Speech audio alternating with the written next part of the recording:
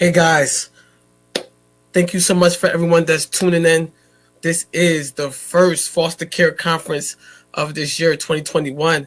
I'm not going to talk too much because I'm going to get into our first person, a singer, amazing singer. We're going to get into who she is later. But please welcome Nettie Long Poetry. Hello, you're broken down and tired of living life on a merry-go-round. You can find a fighter, but I see it in you too. We gon' walk it out and move mountains. We gon' walk it out and move mountains. And I'll rise up, I'll rise like the day. I'll rise up, I'll rise up, I'll rise up, and now to it 1,000 times again. And I'll rise up, high like the waves. I'll rise up, in spite of the I'll rise up, and I'll do it 1,000 times again. For you, for you,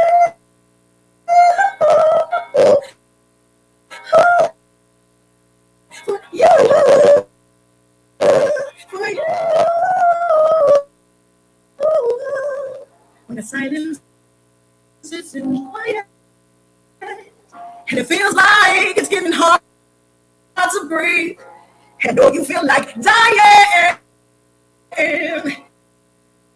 but I promise we'll take the world to its feet and move mountains, move it to its feet and move mountains. And I'll rise up, I'll rise like the day. I'll rise up, I'll rise up, afraid of, rise up, and I'll do it 1,000 times again. For you, for you,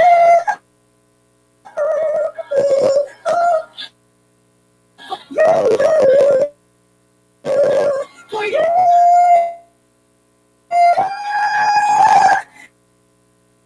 All we need is all. And for that we have each other. And for that we have each other. Yeah, yeah, yeah, yeah. We will rise. We will rise. We will rise. Oh, we will rise. And I rise up, rise like the day I rise up, in spite of the age.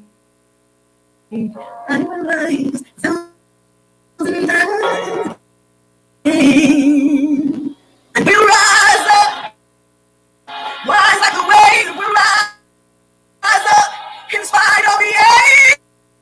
We'll rise up, and we'll do 1,000 times again. For you, for you,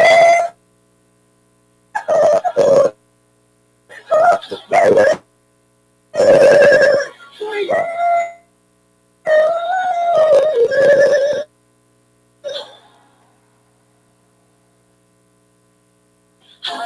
I'll rise 1,000 times again. Good. I just want to say, even through the glitches, me and Tori was texting, Right. it still sounded amazing. And we're not going to let none of this. It was still good. We heard it. Guys, Nettie's going to come back later. She's going to close us out with a song. So I'm hoping that this technology thing will clear up. But it still sounded good. Like, it was just amazing. So we thank you so much. We'll see you later, You're okay? welcome. Bye. Yes. Bye. All right. Um, Awesome. so It was beautiful. it was, wasn't it? What a wonderful way to open up the conference, honestly, because with the content that we're going to talk about today, it is all about rising through adversity. So that Yeah, was a beautiful opener. Test switch absolutely. or not, that's what we do. We push You, through. you got to still push through, and I'm so excited for that. Next um, we have someone that's going to bring us a biblical perspective. But before we get in that, Tori, why don't you go ahead and introduce yourself to the people, let them know who you are. Okay. All right. Hi. I'm so honored and blessed to be here today for the second, not the first, the second foster care conference. This is really important that we do things like this because foster care is an area of subject that is not necessarily, spoken on so much, and it's very important that we highlight that area of focus and let the children and the foster parents and the families affected know that you matter. So, for as far as me, my name is Tori Live, and I'm the creator of the Daily Nugget with Tori Live. You can find that on YouTube. I'm really excited to be here as a co-host, and I'm very excited to get into the subject matter. So let's do this. Absolutely. Can y'all hear me? Yes. And then guys, of course, um, my name is Ambition the Poet. And what I wanted to do was create this platform for foster care people and for foster care speakers. A lot of us have a lot of stories, a lot of things that we need to express. And no, these people are not the top of administrations, not the top of government when it comes to children, families, and services, but they are powerful people. And I picked each one of these people to speak on this platform today because they all have something powerful to give to the people. And I did not want to miss that opportunity. One of the things of me being the former foster child and being adopted was my mom, Mina Pinkney, taught me how to forgive and let go. It took me a long time to get to forgiveness, and some of these people are going to come and speak about forgiveness, and they're going to talk about resources. And guys, please reach out to these people. Please follow them, and you'll see how many of these amazing people and all of the amazing things that they're doing in the world. Okay, who we're going to bring up next, though, is Pastor Eric Zelder. I hope I said his last name right, guys. Please, please, please embrace him. Let me change the banner for him. He's going to bring a little word for you guys. He's amazing. Please introduce yourself. Hey, I can be Nettie Long if I have to, I guess. The Bible says you be all things for all men that you might save some. So, hey, if I have to be Nettie tonight, praise the Lord. My name is Pastor Eric Zeidler, pastor of the River Church, and also founder and CEO of CTFTV Network. I was asked to do a biblical perspective on forgiveness. I think one of the things before we even get started, I know myself um, about, let's see, it's been since 2006. So 14 years ago, I was diagnosed with tongue cancer. Ended up going in 16 and a half hour operation and literally cutting half of my tongue and replacing a part of my arm. And the reason why I say that is so many times people do not understand where other people are. Not many people I've ever met have half a tongue and half an arm. So, because you may not have that, you may not understand how I am dealing with issues, or I may have certain things in my life, just like foster children or foster parents. We don't quite understand if you've never been in that situation, you've never been in that environment. So tonight, just a brief understanding of forgiveness. I think one of the biggest things and thing is uh, in each and every one of our lives.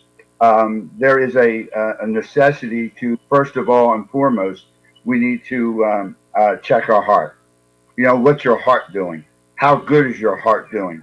And I'm not talking about the heart that's beating, but as you can see today throughout this nation, and especially with this platform here, I'm sure there's many parents. I'm sure there's many children, even people maybe watching there at home today about forgiveness. Forgiveness is will really, literally, will free you up. If you're in a situation right now where you're having struggling with unforgiveness, um, forgiveness will free you up. And I think one of the things that we realize is, it says in Matthew chapter 5, verse 44, it says, "But I say unto you, love your enemies, bless them that curse you, do good to them that hate you, and pray for them that despitefully use you and persecute you." And isn't that really what our main focus is tonight? Forgiveness. People being hurt by what people are saying, by different scenarios and issues that are dealing with in their lives. Maybe they've been tossed from one place to another and to another, and after a while, it's hard to embrace the truth. But it's absolutely the truth will set us free. I believe that when Jesus talked about, when it's talked in Isaiah chapter 53 in verse 4 to 6. And it says, "But he was wounded for our transgressions." Now, here's the one I want to just talk about. He was bruised for our iniquities. And if you've ever had a bruise, somebody punches you, or you hit something, and all of a sudden you have a bruise. It's sometimes a bruise can be worse than a cut. A cut, you can put some antiseptic on, you can put some things on, you can literally try to cover it up and let it heal. But a bruise is internally. A bruise is something that when it gets inside your heart, and I think that's one of the biggest issues with forgiveness and unforgiveness. Um, I think one of the things ends up being is we come to a place where, as I said in that scripture, that he was bruised for our iniquities. His chastisement of his peace was upon us, and by his stripes we are healed. I think in the whole process of forgiveness, we have to come to a place where if we don't know Jesus, if we don't know where the truth and where we can get relief and understand the truth, it's hard for that to be broken and to be able to use and to be able to come to that place of absolute forgiveness. Um, I Forgiveness is realistically it's a choice. It's a choice, and remaining in forgiveness is also a choice.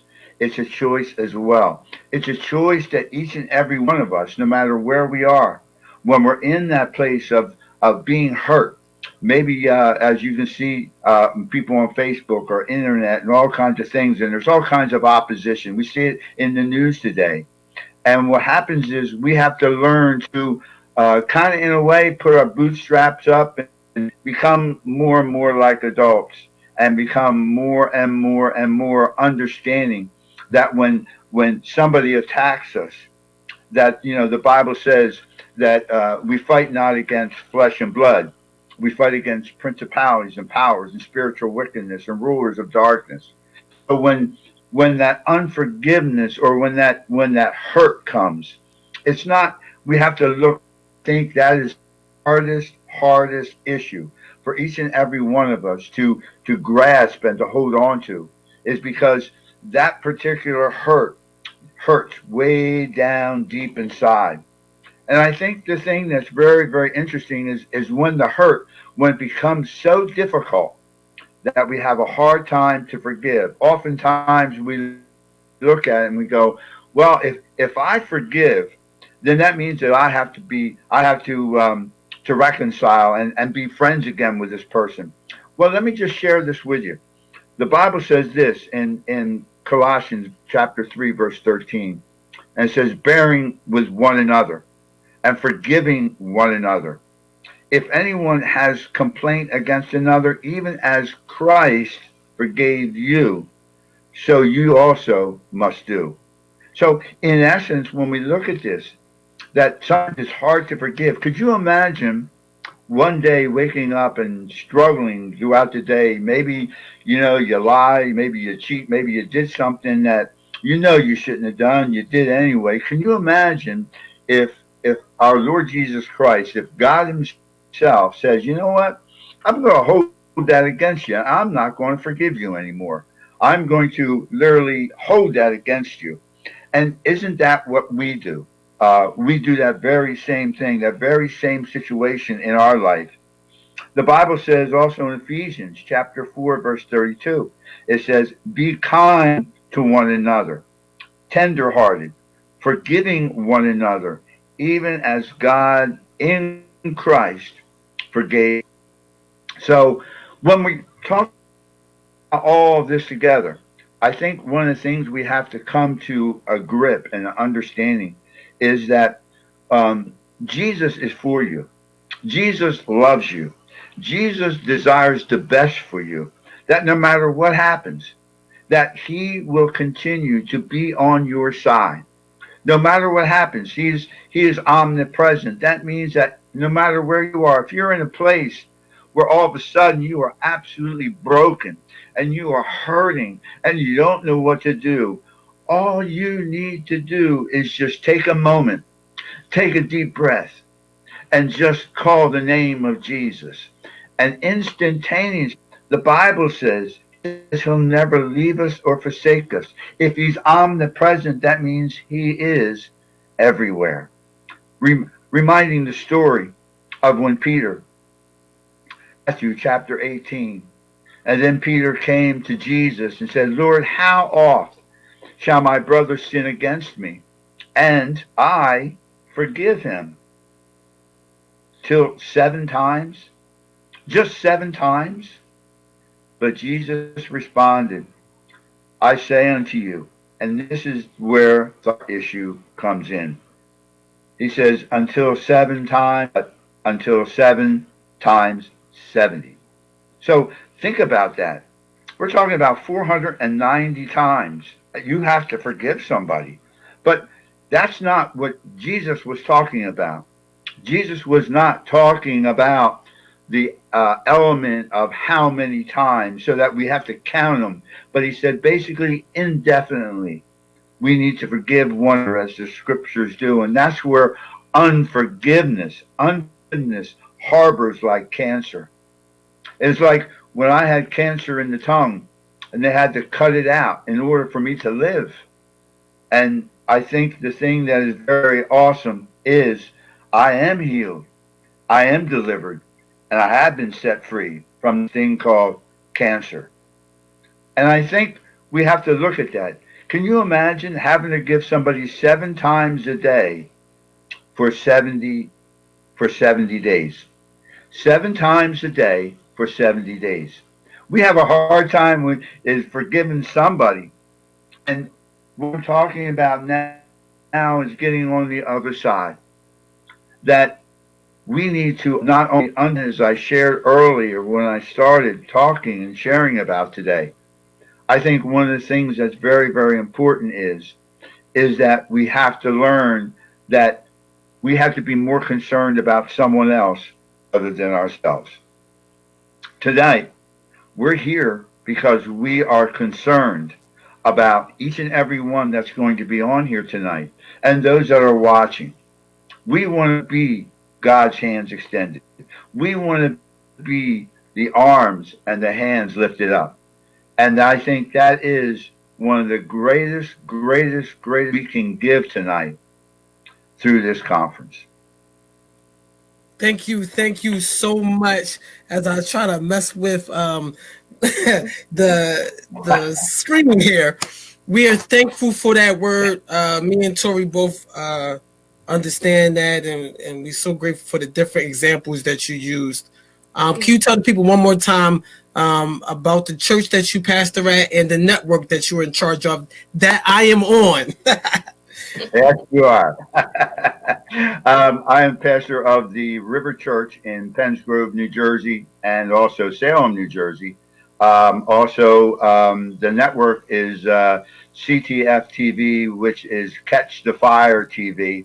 That's at www.ctf-tv.com. We're an all-in-one network. We have our own. You've heard the word Roku. Well, we have our own boxes. We have our own network. We have our own Mhm. programming. And yes, you can go on and you can watch Ambition the Poet. There are some of these things that are on our network, along with many, many other things. The diversity and good, good, wholesome family programming. Thank you so much. And to say it here in front of everybody, thank you for being the first to put me on a network such as that. And embracing my artistic ways. I'm so grateful for you, and blessings upon you. Have an amazing day. Amen. You too. And Tori, thank you. God bless you. Thank you. God bless. Wow, wasn't that good? That was awesome. The biggest point that I was able to pull from that was check your heart. Check Mm, your heart. Like, that's real. I got a lot from that. And it was parts of that message that I can honestly say was for me. If it was for absolutely. you, make sure you type in the comments, that's for me. Okay? Yes. Now listen, guys. I got somebody all the way from Canada. Now I want you to go on your map. I got somebody all the way from Canada that's putting in amazing work. Guys, I want you to introduce yourselves, give a warm welcome to Charlene April. Hi, how are you? Hello. Welcome. Hello, Charlene. We are so excited to have you today, Well, all the thank you way so from much for having Canada. me.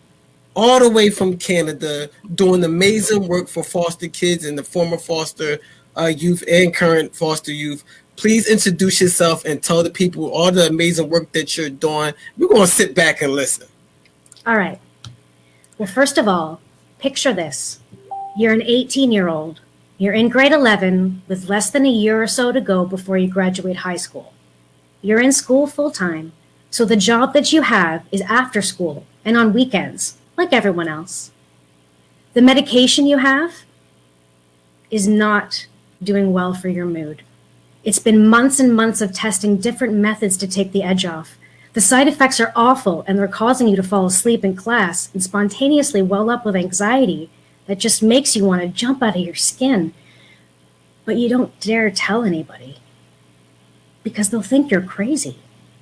Your teachers don't understand to not single you out in class, and because of that, the stress of being called on is too much and prevents you from being able to really pay attention. No one has known you for more than a few years because you switched schools over a dozen of times, and it was consistently the new kid. The thought and fear of being called down to multiple school counselors' offices mixed with the hope that maybe they will be able to help you. Why are you so broken? Why can't people just understand and leave you alone? Why can't the adults in your life seem to take your pain away?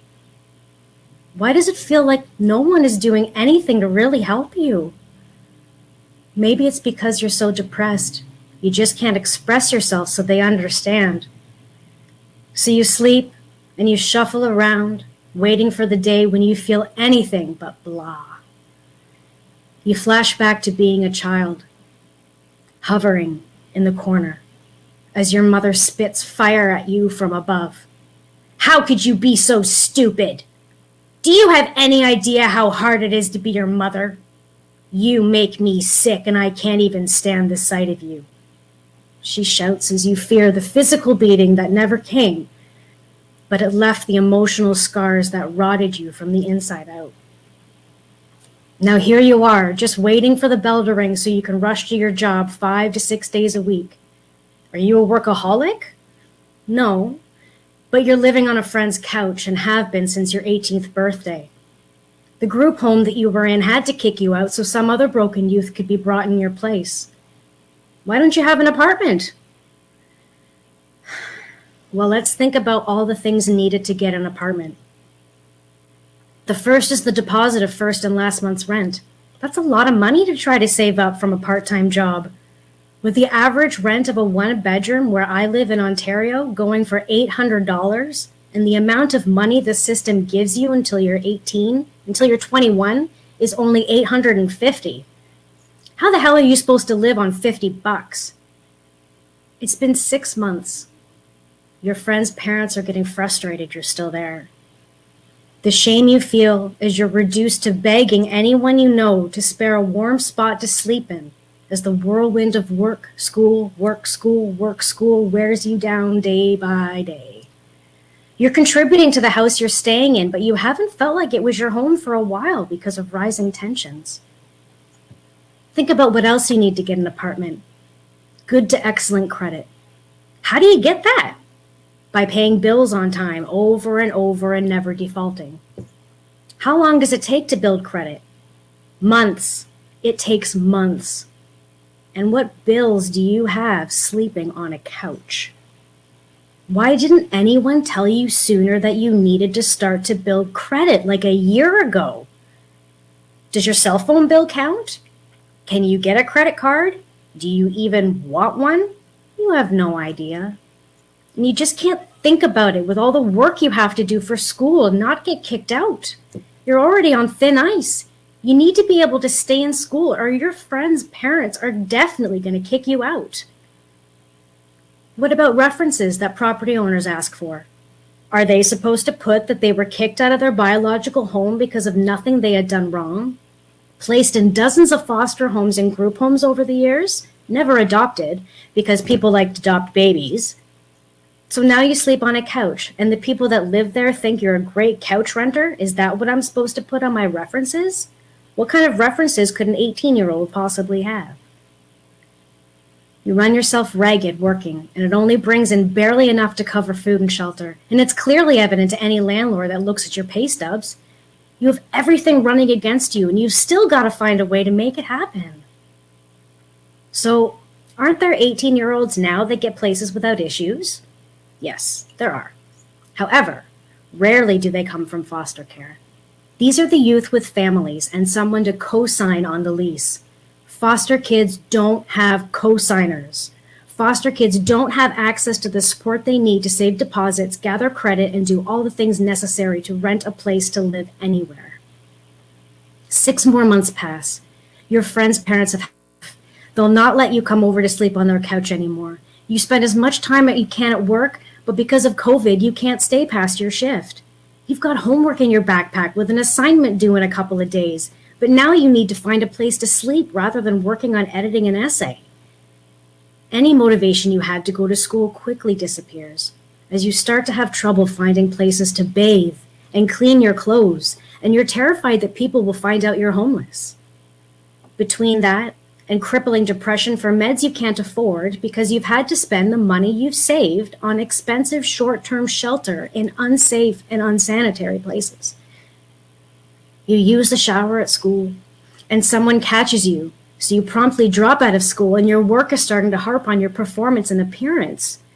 So one night, not knowing that you've picked the wrong spot to rest, you get beat up and everything is stolen, making it impossible to show up to work, resulting in losing your job. How are you going to find employment now? Shelter, new clothes, a bag, hygiene products.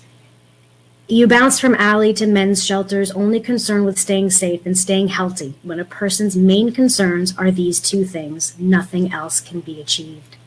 You feel trapped and hopeless because what else are you supposed to feel? How could this have been prevented? By starting to formally teach independent skills to foster youth as young as 16 years old. This gives them more time to prepare, save, and learn everything they need to know financially to be successful. Not enough time is given and not enough emphasis on what's really important and actually needed to secure safe long-term housing. Had this youth known that they needed to build credit, they could have worked towards getting a cell phone and paying that bill on time all the time. By starting to work at 16, they have 2 years to save and would not have to work as hard because they start earlier, making more time for self-care and homework. Had this youth known that they needed references, they could have done a few volunteer hours to speak to their character.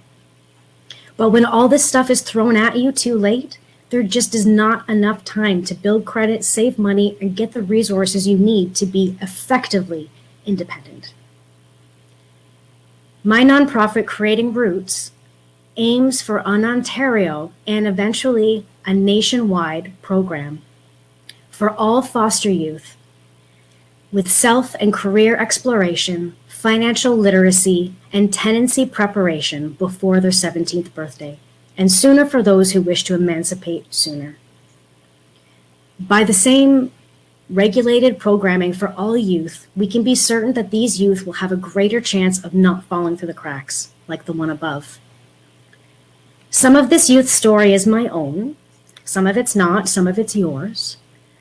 But I left CARE at 16, but I had the support that I needed to graduate college with my child and youth worker diploma. I went on to get married and have 2 kids. I then worked for my real estate and financial services licenses, which I still have today. I've been advocating for youth independent supports for 20 years, and now because of Creating Roots, I can finally make a difference. If you have a youth that could benefit from self and career exploration, employment and housing supports, and know anybody in Ontario that could use 1 month of rent, and 3 months of life coaching, that can be anywhere, please fill out the intake form at www.creatingrootscanada.ca. I will put that in the chat, and I would really like to thank you for having me here today. Thank you so much for putting the fight and doing the fight all the way in Canada, and your amazing story and making an amazing organization. Guys, I hope you really follow her. Foster care is a problem all over the world, and we need your help. And please reach out to Charlene any way you can. Thank you so much, Charlene. We appreciate you. Thank you. Have an amazing day. Thank you. I thank God for her story. Like, Wow. the whole story. Like, she's an amazing storyteller. Like, the way she unpacked that for us, I felt it. You know, I thank God for that story that she was able to put together, but also her personal story. Mhm. Because with foster children and children in general who have just rough upbringings, a lot of times we don't get to hear the positive success stories. You know, it's hard, but she unpacked that beautifully, and I'm so glad for her organization. That's amazing.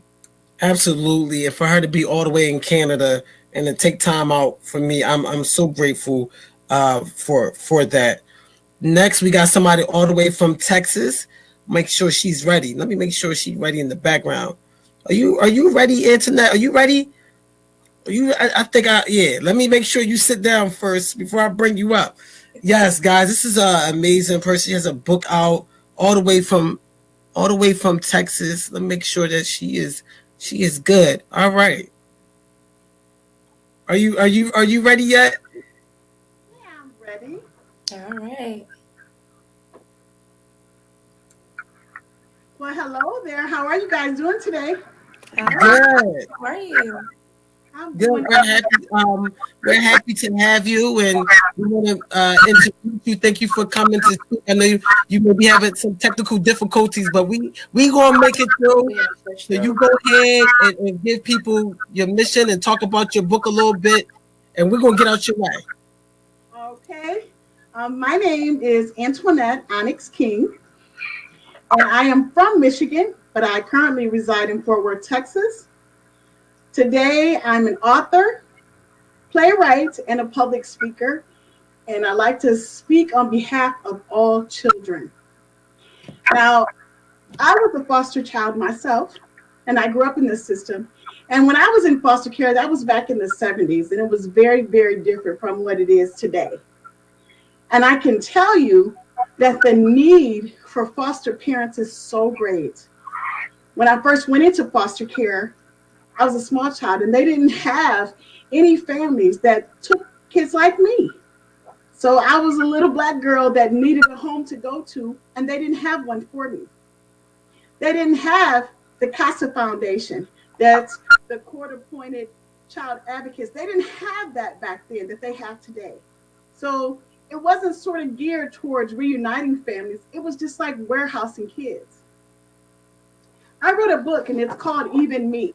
And Even Me is available on Amazon. Even Me talks about the foster care system in America from my point of view back in the 70s. It was a hard time, but I thank God that I finally found a really good foster family that took me in, made me feel like a part of their family. Because what I'm going to tell you guys is every family isn't like that. Okay? Every foster child is not so fortunate. Sometimes we are warehoused, and it's a horrible thing. We're made to feel like we're less than. We're made to be a part of the family. It's like you can always tell we're just that kid on the side. Feeling. But I can tell you, we can grow up and we can be somebody. I'm engaged to be married to a wonderful man today. You know, as I'm 9 times older. You know, I'm a public speaker. I'm a playwright. You know, things can happen for us. Yes, the road is hard, but it's going to take a lot of people coming together. And it's a lot of people that needs to think about the love they have to give because there are so many children that really need you. And I'm speaking from experience because I know when I was a child, I really needed a family to love me.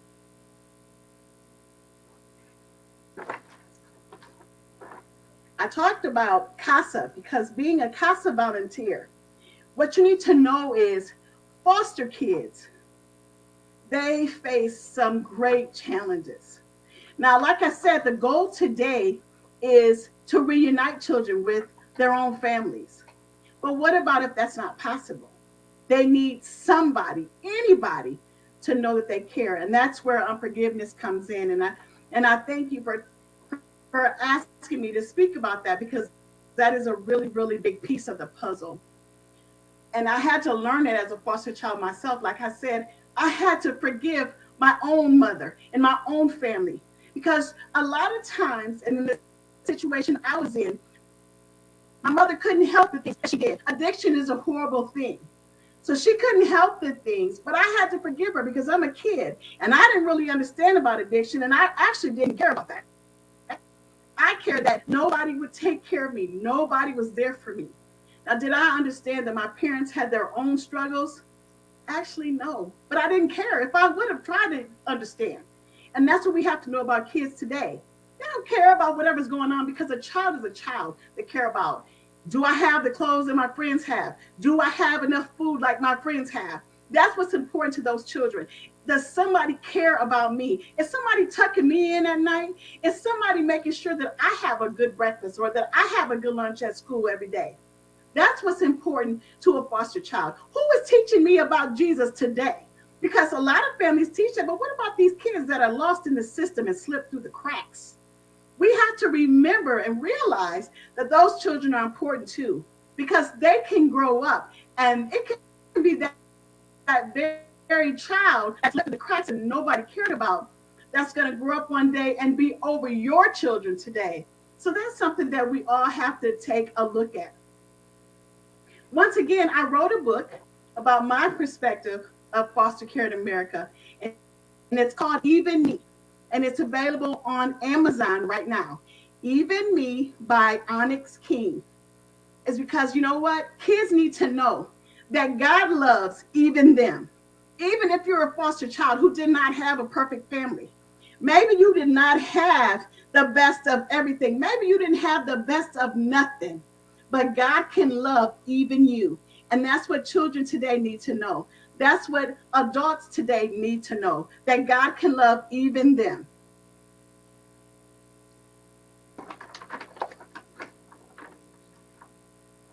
Once again, the CASA Foundation is a really important foundation because it helps kids today. Okay? CASA volunteers are court appointed special advocate volunteers for children. Somebody needs to speak for the kids when there is no one else to do so. Mm. And I hate to tell people that, but sometimes there are some kids who really need someone to speak for them. There's some children out there who nobody's ever going to reunite them with their family because there's no family to reunite them with. They need someone to care. And I hate to say it, but a lot of times people take foster care as a business. and they just warehouse children. And I can only say that because that was my experience. Now, and I prayerfully, and I'm glad that that's probably not the experience of other children, but it was mine. So what I'm going to tell you is CASA is a wonderful organization. Become a CASA volunteer. I need you to go and help some child, speak up for some child who can't speak up for themselves because they need you. They need you. There's a CASA volunteer station in every county in America. You can make a difference in some child's life. Maybe you can't be a foster parent because you don't have that much money or that much time or that much love to give to another child. But you know what? You can be a CASA volunteer. That means you can go to court. That means you can be a big brother or a big sister to some foster kid and give 10 to 15 hours a month to some child. You can do that. I can do that. We all can do that. And we have to do that to make this world a better place. Once again, my book is called Even Me. It's available on Amazon. Even Me. And my pen name is Onyx King. And my book is entitled, once again, Even Me. Because it shows children that even me, even you can be loved by God. Absolutely. Absolutely. I'm so grateful for you for coming. You know, we've been talking back and forth. I said, yo, I'm having something and I want you to speak. We talked last year about it, and I'm so glad you came on, guys. Make sure you go and get her book, Even Me, and keep doing the amazing work down in Texas. Thank you. Have an amazing day, love. Bye-bye. Wow. What you guys say about that? So that's good, right? Yes, that's absolutely amazing. Wow. You know, I love what she said about, CASA, because a lot of times we sit back and people who are not involved, not social workers, not foster parents, is like, okay, well, what can I do? There's a perfect example of one of the things that we can do. So guys, make sure that you go ahead and you get with CASA, and also that you go ahead and you buy that book today. Definitely. And like I tell you guys, we already had Canada. We had a pastor come on. We had someone from Texas. People are working around this nation for foster children. And again, guys, I'm just so thankful for the people that's coming on. Forgiveness is something that we all need in our own lives too. And trust me, you're talking to a young boy who had a lot of hate in his heart. And it took me a while to forgive, all the way in my 20s. But I'm so grateful my mom worked on my heart, and my foster mom worked on my heart and didn't stop. And I know me and Tori, we talk about this all the time, about forgiveness and the different people in our lives. I'm encouraging them to forgive, and encouraging ourselves to make sure that we are forgiving people in our lives too. It's a constant fight. It's not, you get on the altar, you pray, and then you let it go. It's a constant fight. Mm-hmm. And so anybody that's out there struggling with forgiveness, you keep trying, you keep fighting with it. It's not an overnight thing. We're not perfect here. But I wanted to put this conference on because I know somebody in the world, especially foster children, struggle with forgiveness. Guys, I have an amazing author coming up all the way from California. Guys, I want you to welcome Angela. Hey, oh my gosh, it's been so amazing just listening in and hearing other people's background. And the last speaker had so much passion. I was over there like, oh my gosh, fanning my eyes. I'm not about to get emotional, because I felt it and I understand it as, someone that's been through the foster care system. So absolutely. Look, we're so happy to have you. When I had this conference, I was telling Tori, I was like, these people are amazing, and you have a handbook. You got to talk about it and all the amazing work that you're doing in California and the rest of the work that you have done throughout the country. Let the people know, and we're going to get out your way, okay? Thank you. Well, I want to say thank you so much for having me, and I'll share a little bit about me. And I am the author of the Black Foster Youth Handbook, 50 plus lessons I learned to successfully age out of foster care and holistically heal. Because I didn't age out successfully. I was actually given a 7-day notice when I tried to report an unsafe housing situation with my foster parent. And I had to move and find another place. I ended up finding a place actually on Craigslist. And it was like a chain of events where I had moments of homelessness and just trying to navigate life, because all the supports that I had built up to that point immediately dissipated after leaving foster care. And the only other time I heard from my social worker, which at the time was the basically the top social worker in that division, because my current social worker had been removed and my guardian ad litem had been removed from the case. So I really didn't have anyone. I just had the case manager. So the top supervising social worker sent me an email about a month after I left and asked me for my address. And in an insidious turn of events, as I've learned about the foster care system and the intricacies, I was told at that time from the social worker that, you know, she needed the address to send me a gift, a parting gift. And I never received that gift. And so I wondered, why did she need that address, and how come she didn't try to follow up with me and, you know, really understand every single part of what had happened instead of just the side of my foster parent. But what I had found out later was that she only needed my address to close the case. There was no other pieces of it. She just wanted to close the case and be done with it, as she had done with several other cases.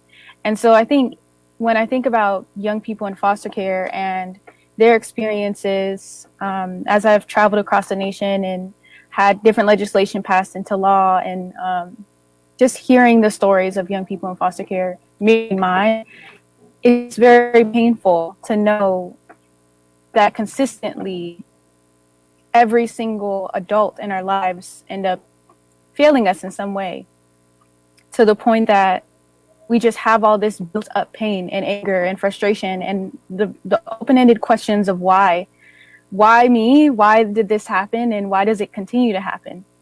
And that's part of the reason why I wrote this book, to really address those internalized narratives that we then couple with ourselves, right? Like that we're not good enough, and self-sabotage our adult life and our success.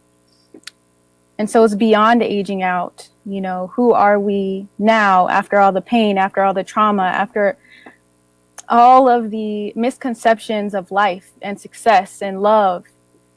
Who are we now, and what does that all mean? So that was the biggest premise of the book. And in that, at the end, in writing it, I really had to reflect within myself before I hit that publish button, and really recognizing within myself things that I wasn't sure if I was ready to share, because I wasn't sure if I had really forgiven, well, the characters in my story.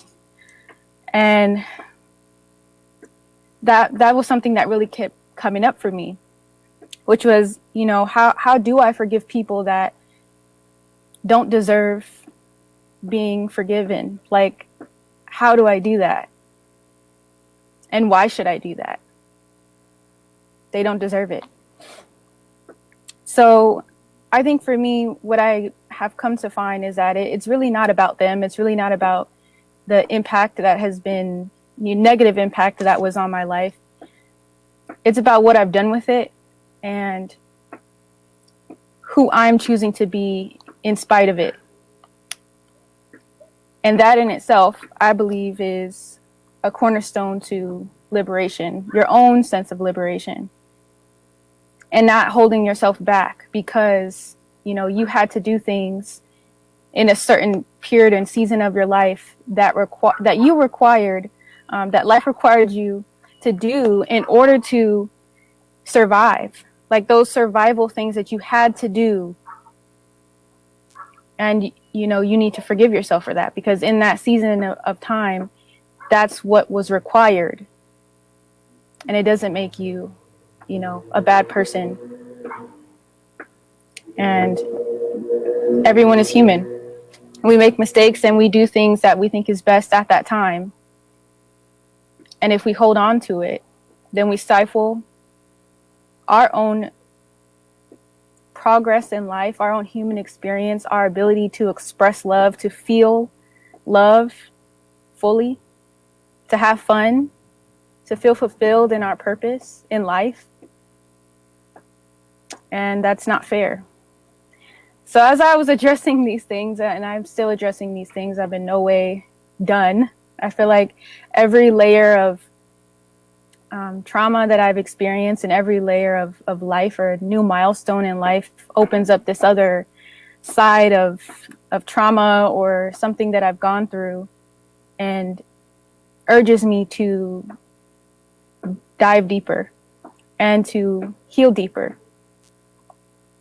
So as I'm picking apart these layers of pain and trauma and even confusion sometimes, like, why did that even happen? What was the point? I'm also learning to love myself and also love others and see and be more empathetic towards, we're all just human and we all make mistakes. And that's okay, as long as we're willing to, change and course correct and acknowledge the impact, negative or positive, in another person's life. Whew. So the first step to really getting clear on forgiveness is to become aware that you need to forgive. For me, I started off with, of course, 2 parents, and over the course of my life, I ended up finding out that I had a biological father, and then it became 3 parents, and then it was foster care and termination of parental rights, so no parents. And that's a very drastic change. And in my experience, a lot of people that don't have foster care experience or severe childhood trauma, they will always have their parents. So forgiving that aspect of what I thought my life would be, forgiving my parents for their own layers of trauma that they didn't have time or the knowledge or awareness of to address. But that would be the first step, to be aware of it and to have a commitment to continuously healing and forgiving as it comes up. So as I share that, I definitely want to share a poem that I have. It's called Sands of Time, and it's about one of the hardest things that I'm still working through, which is forgiving my mother. And a lot of times we talk about, daddy issues, but it's very rarely that we talk about mommy issues. So I just want to address a little bit of that in this poem. She called me, I ignored it. Excuse me of my insubordinates, but I don't expect the respect anymore. Just a blatant disrespect from her. 'Cause it hurts deep down right to the core. And I smell your pain, and I'm just trying to stay sane, keep my head in the game. And all you want to do is talk about your pain. Or ask me if your own happiness will last. Stop dwelling on the past. I don't always want to have the answers for you anymore.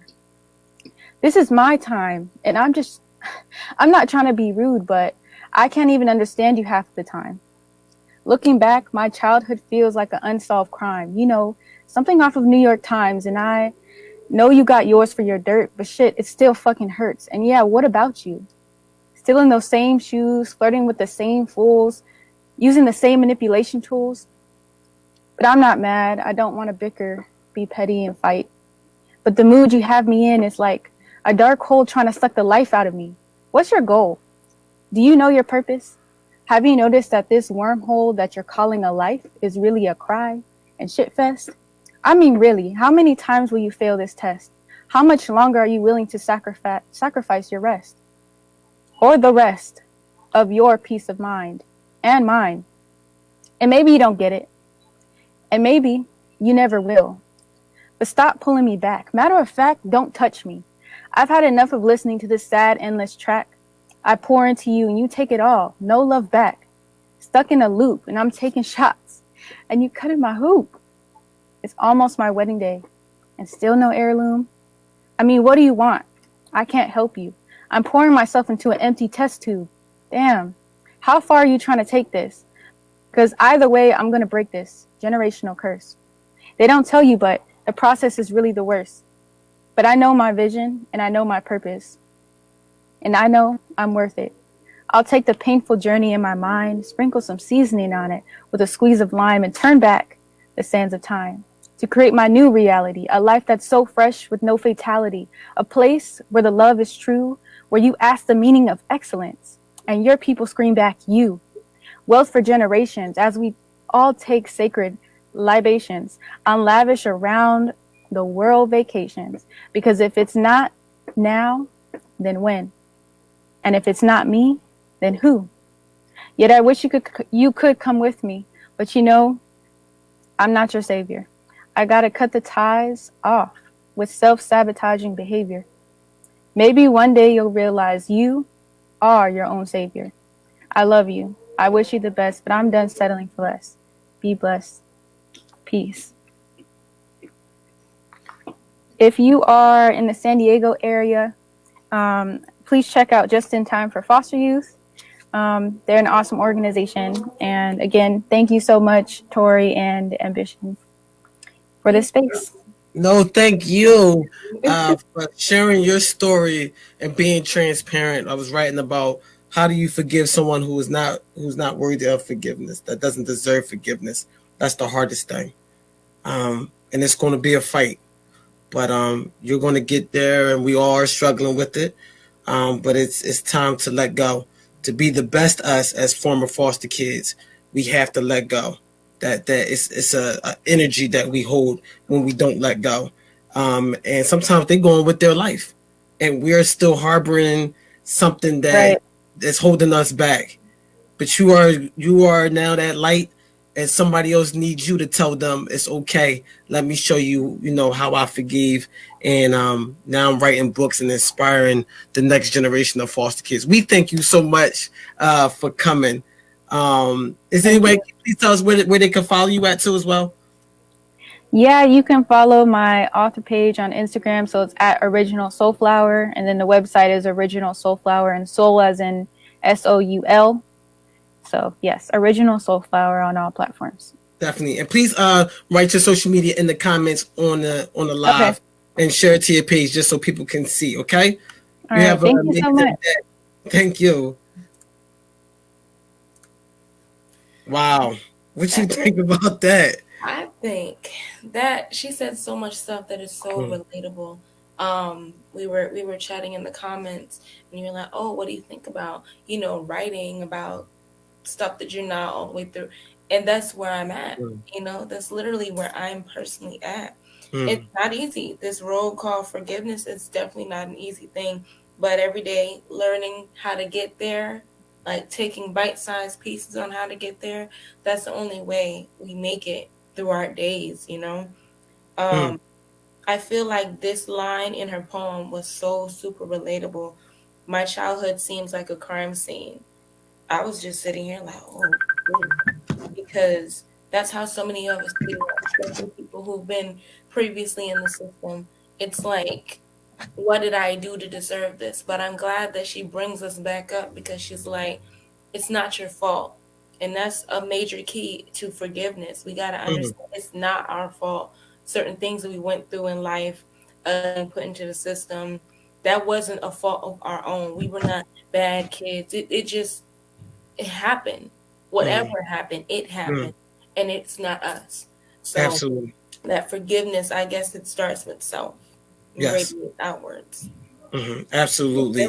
I was feeling her. It was good. The poem and her story. It was so good. Guys, go ahead and follow her. She's a powerful woman, and she's young. I think she's in her 20s. Go follow her. She's going to do some amazing things in the future. But I got to bring up an amazing artist who has a story, and I'm so excited to bring her up. I was in New York, guys, and I was performing, and I said, somebody in this room is running away from telling their true story. I know it's an artist in here. Don't run from it. Go ahead and embrace it. And this amazing young lady said, you know, it's time for me to tell my story. Thank you for saying that. And this is why as foster children is so important. And I was all the way in New York. This young lady is coming all the way from New York, doing her thing. She's powerful. And this is why I tell people all the time, when you're in a room and you're not in your state, you go ahead and share that story because you never know who needs to hear it, and you may unlock the next level of their life as well. I want to introduce Mecca J. Woods. Hi. Hey, love, Hi. how are you? I'm good. Hi, Ambition. Hi, Tori. Thank you for having me on your show. I'm grateful. We're so grateful to have you. We're going to get out your way and we're going to just be talking about you in the comments because we know you're going to drop some gems. And that poetry, oh, so good, guys. Y'all in for a treat. Go ahead, do your thing. We get out your way. All right. Thank you. Thank you. Well, my story is very, very simple. It's very classic. I'm a child of the 80s. And so my mom, she fell victim to some of the things that took our black families in the 80s, and so did my father. I can't even just put it off on her. It was her and it was him. And you know where she just knew she was ready to be a mom, drugs had a different perspective on what they wanted her life to be. So I became the child of foster care, and I'm grateful for it because it allowed my mom the space to do what she wanted to do as a young woman, because she was only 19 when she had me. So it allowed her to do the things she wanted to do, and it allowed her to grow into the woman that she is now. And it also put me in a healthy home environment. When I tell you I'm for foster care, because it put me in a home environment that was healthy, that was strong, that was stable, and it was everything that I needed to grow as a young woman. But there were also, I can't say everything was peachy keen. My family, although I feel like I'm gorgeous now, I didn't look like anyone in my adopted family. And I love each and every one of them. And I think they're all beautiful and magnificent in their own ways. But I was I'm dark skinned. I was chubby. I was taller than everyone else. I stuck out like a sore thumb because I looked nothing like my adopted family. And it brought me to writing because I didn't want everybody to think I was like depressed and mean and sullen. So I wrote out my feelings. I just never shared them. So when Ambition talks about, him helping me find my way to tell my story, this is me finding my way. I suppressed a lot of my feelings and a lot of my emotions so that I could always come off as this happy-go-lucky person, because I didn't want anybody to look at me like a sob story. But I realized my story is not a sob story; it's a testimony, and I'm grateful to share it because there are so many others that face the same perils as me, like not looking like anybody in your family. And that I'll share my first piece with you, which is called Light Skin. I have two pieces to share. The first one is called Light Skin, and it's about my emotions, about how I looked growing up. And I grew up wanting to be light skinned with long flowing hair and a more palatable chin. And I mean, that shit goes deep. I mean, it started where I began. It's as if I wanted to unzip my skin, step out, and reveal the beautiful creature that lives within. And the only way I felt I could be beautiful is with light skin, long flowing hair, and a more palatable chin. And it's because of what I was surrounded around. Out of my entire family, I was the only black faced clown with big white teeth and big white eyes and skin so dark it could darken midnight skies. I felt as if my skin were just a disguise, that one day I would step out of it and a beautiful phoenix would arise, and she would be light skinned with long flowing hair and a more palatable chin. And it's so real that last night I had a dream that it actually happened. I walked out of my skin and I was so happy that I woke up excitedly and ran to the mirror madly, only to find out that this skin is still on me, sadly. So I walked to the kitchen, saw a knife, and I grabbed it, looked for the darkest part of my skin so I could stab it, because I never asked for this. This is some tragic shit. And if I couldn't get rid of this skin the way I wanted to, I'd do it like a savage. And then I think, am I really ready to do such drasticness? Is what God had given me no longer adequate? all because I wanted to be a lighter kid, all because I wanted to be light skinned with long flowing hair and a more palatable chin. And that was that was how I grew up, thinking that dark skin was bad, because my entire family was these beautiful, beautiful shades of light brown and light yellow. And but it took a lot of healing on my own to realize that I am beautiful and there are many shades of beauty. But along with that, a lot of healing came when I finally met my birth mother, and I met her when I was 22. So I got put into the system at 2, and then met my birth mother at 22, and I was so grateful, so happy. But I had this image in my head that I was going to meet my birth mother, and all my problems were going to be solved. I was going to be this amazing person, and I was going to feel beautiful and feel magnificent, only to realize that all of those issues that I had were still in me, and she had nothing to do with them. That she was just this image that I had in my head, and about what perfection is, and that it's unfair of me to hold her to that image that I have in my head of what perfection is. But I love her just the same, as imperfect as she is, because I'm not perfect. I'm just as imperfect. So I love her just the same. And it took a lot of healing and a lot of loving myself and praying to God and loving my mom for exactly who she is, and loving her and loving myself have helped me to not only understand those two, but helped me to understand my adopted mom too. Because for years she didn't want me to tell anybody that I was anything but her child. And it wasn't out of embarrassment. She just never wanted me to be different. And but all growing and understanding helped me to know that these are all women who loves me as best that they could, just like I love myself as best as I could. I can't say that I'm always good at it. I can't say that they are.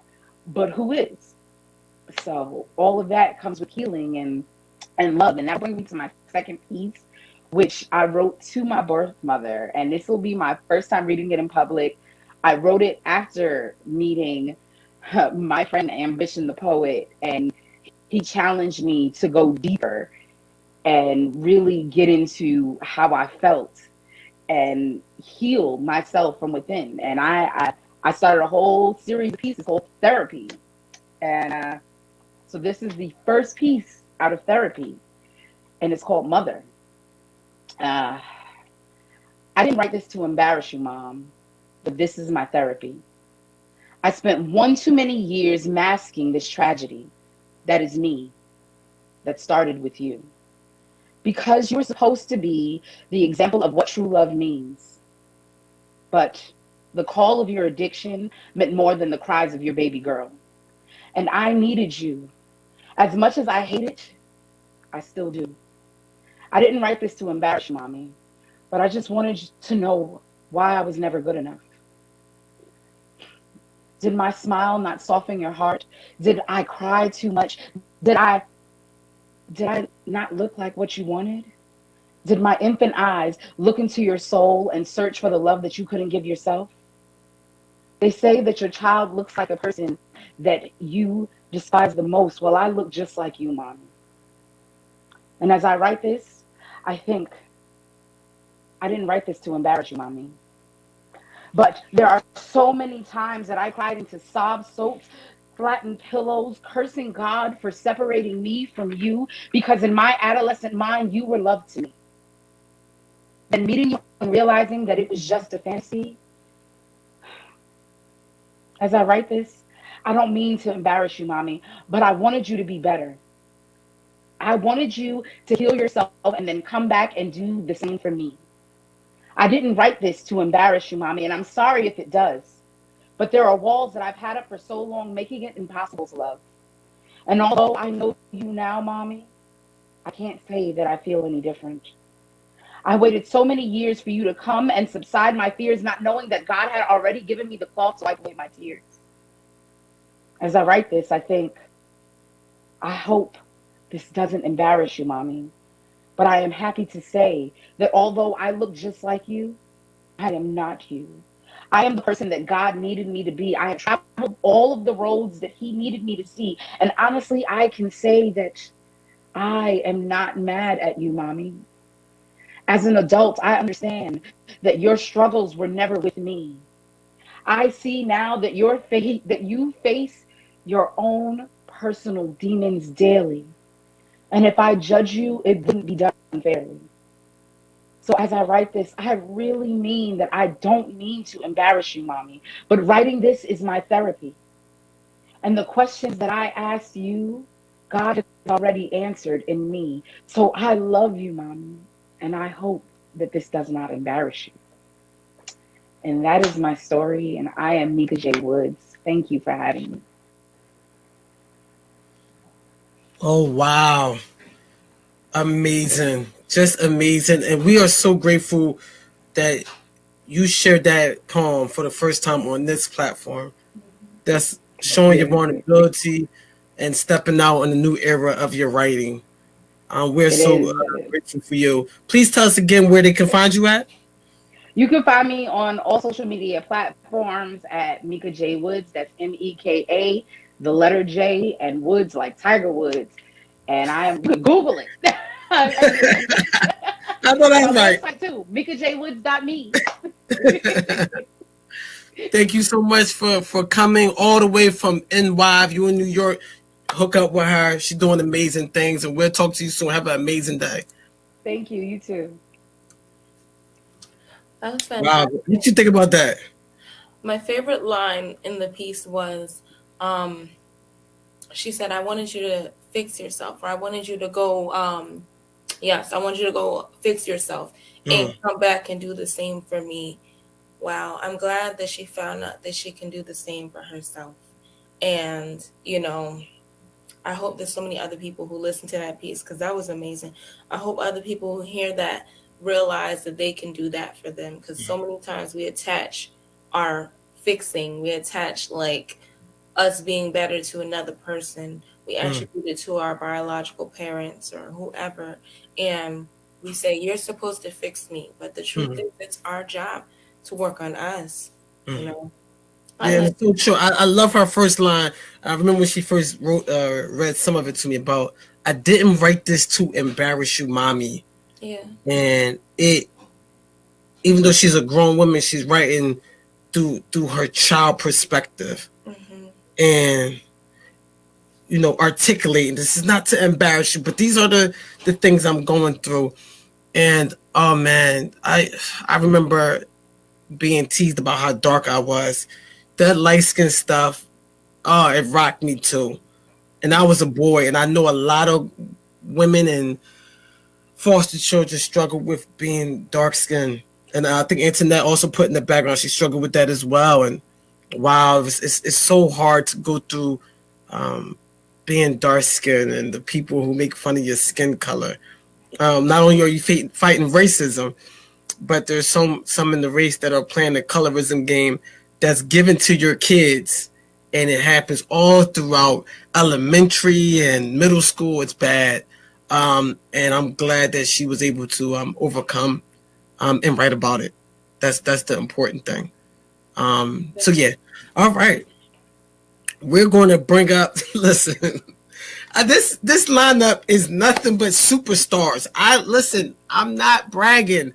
I'm just saying these people are superstars, Tori. They don't understand. Listen, guys, I want you. Amazing. Look, you get the best. I don't get the best people. Listen, I know like I was supposed to be a whack show. No, he always brings in really top tier people. Absolutely. I believe everyone's a top tier person, but he finds the best of the best. I'm finding the best. Let me tell you, and I found this young lady off of Clubhouse. Y'all better go get your Clubhouse because I met this lady off of Clubhouse. I heard her speak, and I heard another woman speak, Natalie, who's going to come on later. Two powerful knockout women, an influencer for real, not the I bought the followers influencer. A real influencer. Guys, you got to go on her Instagram and follow her right now. I'm going to introduce to you right now. This is Rachel Lauren. Let me make sure I get her. Here she is. Hi. Can you guys hear me? Oh, hello. I like I know. Is she a model or we don't even know. Bye. Thank you for having me. We're so grateful for you. And I heard you speak on Clubhouse, and Natalie introduced me to your brand and what you were doing. Wow, guys, you're in for a treat. Please follow her immediately. Go ahead and do your thing. We're going to get out your way. Okay, thank you. Well, first, hello to everyone. Thank you for your transparency, your authenticity. Thank you for sharing your stories, your hearts. And thank you to the host and obviously Ambition, the creator of this event. I think it is amazing and we don't see this enough. So I really appreciate it. My name is Rachel Lauren. I am an activist. I'm an advocate. I'm an influencer. And professionally, I work in diversity, equity, and inclusion. Above all else, though, I'm a mother. And I'm a mother of 3 beautiful Black adopted children. So I kind of want to talk to you about my journey and give you some tips on forgiveness, as well as some resources from my perspective and my side of foster to adoption. So my journey began about 3 years ago. Adoption was something that I always wanted to do. It was something that my husband at the time, we talked about. We said that we were going to do it after we had our own children. And, you know, it's funny how things work, right? Like you have a plan and your plan is not always the right plan. It's not always the plan that's intended for you. And it's also not always the easy plan. And so what ended up happening is we had a conversation. You know, we were trying to conceive at the time. It wasn't working. There were all of these things that I thought that, you know, I had infertility. We thought that he had infertility. It turned out, long story short, that none of that was actually true. But we were in this position of, well, maybe we have been trying to put things in a certain order that wasn't the order that was intended for us. So if we said that adoption was something that we wanted, then why are we waiting? Like, why don't we start looking into this now? There are so many kids that need homes. There's so many kids that need love, and we know that we can give them that. So why don't we go ahead and start? And so we got licensed. We fostered a total of 5 kids outside of the 3 kids that I adopted. And I can tell you that every single child was different. Every single situation was different. We had one daughter that came to us with 11 broken bones, and we rehabilitated her, and she went back to her family. We had another foster son that was with us for a year. He became our godson. It was a situation where the mother did rehabilitate. She had already lost 3 of her children prior to him, and showed that she, you know, had rehabilitated. So they sent him back. And unfortunately, we found out recently that she got back into drugs, and he's back into the system. So there were a lot of different situations. There's a lot of different emotions that went into us fostering and into us adopting. When we were actually selected to adopt my son, we had 2 children in our home that we were fostering. For those of you that don't know about broadcasts, we were submitting to certain broadcasts when, you know, they send you broadcasts to say, are you open to adopt? Here are some kids that we believe are going to be adoptable. And so we had been submitting. We hadn't had any luck, and we were just continuing to foster, and wherever that was going to take us is what we were going to end up accepting. When we got notified that we were selected for my son, we went to meet him. It was automatic. If you go on my page, you can see pictures of my children. You would never in a million years guess that we did not birth him. It was, as soon as we saw him, he was my child. We, 1 week after meeting him, had him in our home, and the adoption process for us was very difficult. We were told that his parents' rights were terminated. My son was born in prison. The parents' rights were not yet terminated. They were almost there. So it actually just so happened that when he was placed in our home, we had to go through this whole process of them terminating the parents' rights, contesting, all kinds of legal battles. It took much longer. It took over a year for us to complete the adoption. And then we ended up, you know, once we adopted our son, our other foster children went home. We ended up saying, I think that we're done. Until one day we got a broadcast for 2 little girls, and I cried the moment I opened my phone and I saw them. I knew that they were my daughters. Instantly, I knew. They showed up in my dreams.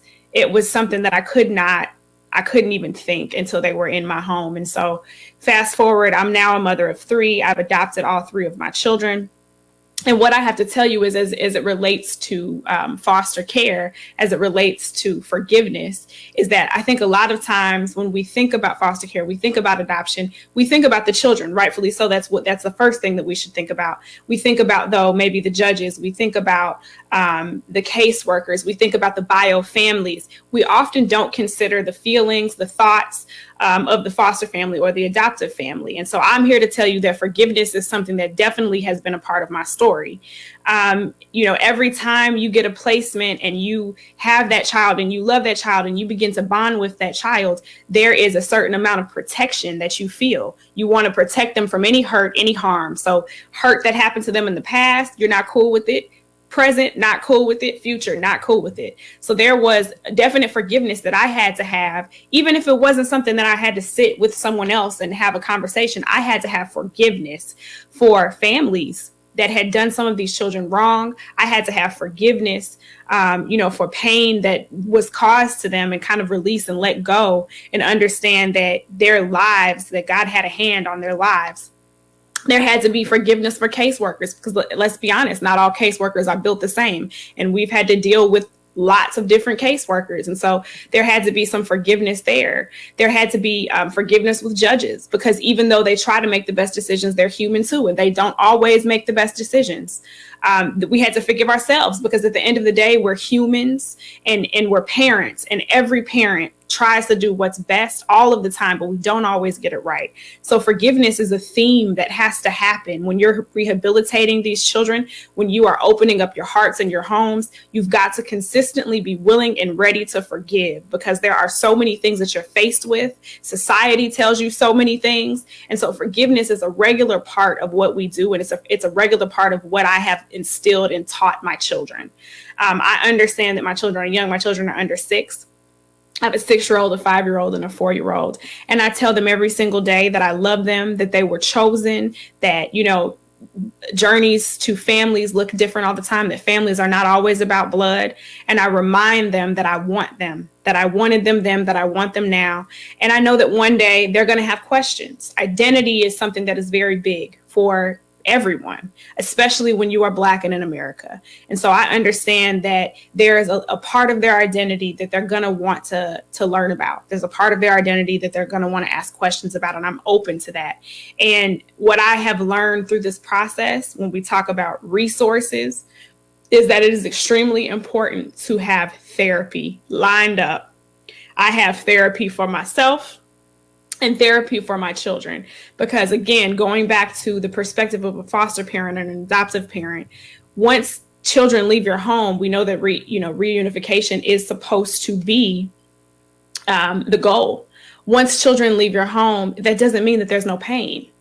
When you have built a bond, when you love, when you trust, that there's this bond that's going to be there, and it's broken, there is a pain that comes with that. And so what I tell a lot of foster and adoptive parents is it's okay to admit that you're upset. It's okay to admit that you're hurt. It's okay to go through those actions. It's okay to heal and have therapy for yourself before you open your home again. So therapy is the first thing. It's also important to have therapy for your children, because there are things that they're going to need to work through, and it's not always going to be, with you in the house. They need to have someone that they can trust, that they can let things out, that they can explore different feelings and different emotions with. And so I'm a big advocate of therapy as a resource for families. One of my best friends is adopted. And so I grew up with someone that was adopted. And she used to tell me that it was important for her to feel as though she was a part of the family that she was adopted by, but it was also important for her to understand and know whatever she could about her bio family. And so what she told me is that when she was adopted, her mother changed her name to have an E at the beginning of her name, because she had siblings and they were in alphabetical order. So they renamed her and she got an E, but they also kept her bio name as her middle name. And they grew up with her and taught her, listen, we named you this because we want you to know that whether we birthed you or not, you are ours and we love you. But we also understand and respect that there's a piece of you that has an attachment and an identity somewhere else. And so we honor that. And so that is what I did with my children. When I tell you, for those of you that are adopted, I understand that identity, right? What I'm talking about. I understand that can be difficult, but I want you to tell you from one adoptive mother to your heart that if you did have a family that brought you in, if you do have adoptive parents and foster parents, understand that good ones, our love runs deep. You couldn't tell me that I didn't birth those children. You couldn't tell me that they weren't mine or aren't mine. I know that from the creation of their lives that I was intended to be their mother. I know that from the creation of their lives that I was created to be their mother, that our spirits were made for each other. So whether we have the same blood or not, they are absolutely mine. And if there comes a time where they want to search and they want to ask questions, I will be there for that. But it's not going to change my love. It's not going to change my heart. And it's not going to change the forgiveness that I had to have prior so that I can get to the point where I will be able to accept that one day. So the last thing that I wanted to say is, as it relates to resources, there's a wonderful organization called Foster Village. Foster Village exists here in Texas. They're all throughout the state. When you are becoming licensed, you don't know what you're going to need. Every kid comes with a different set of needs. Every kid comes, sometimes they have clothes, sometimes they don't. You don't know what age you're going to get. Even if you say, I want kids 10 and under, 6 and under, you have no idea what's going to happen. So it's very hard to prepare and have everything ready.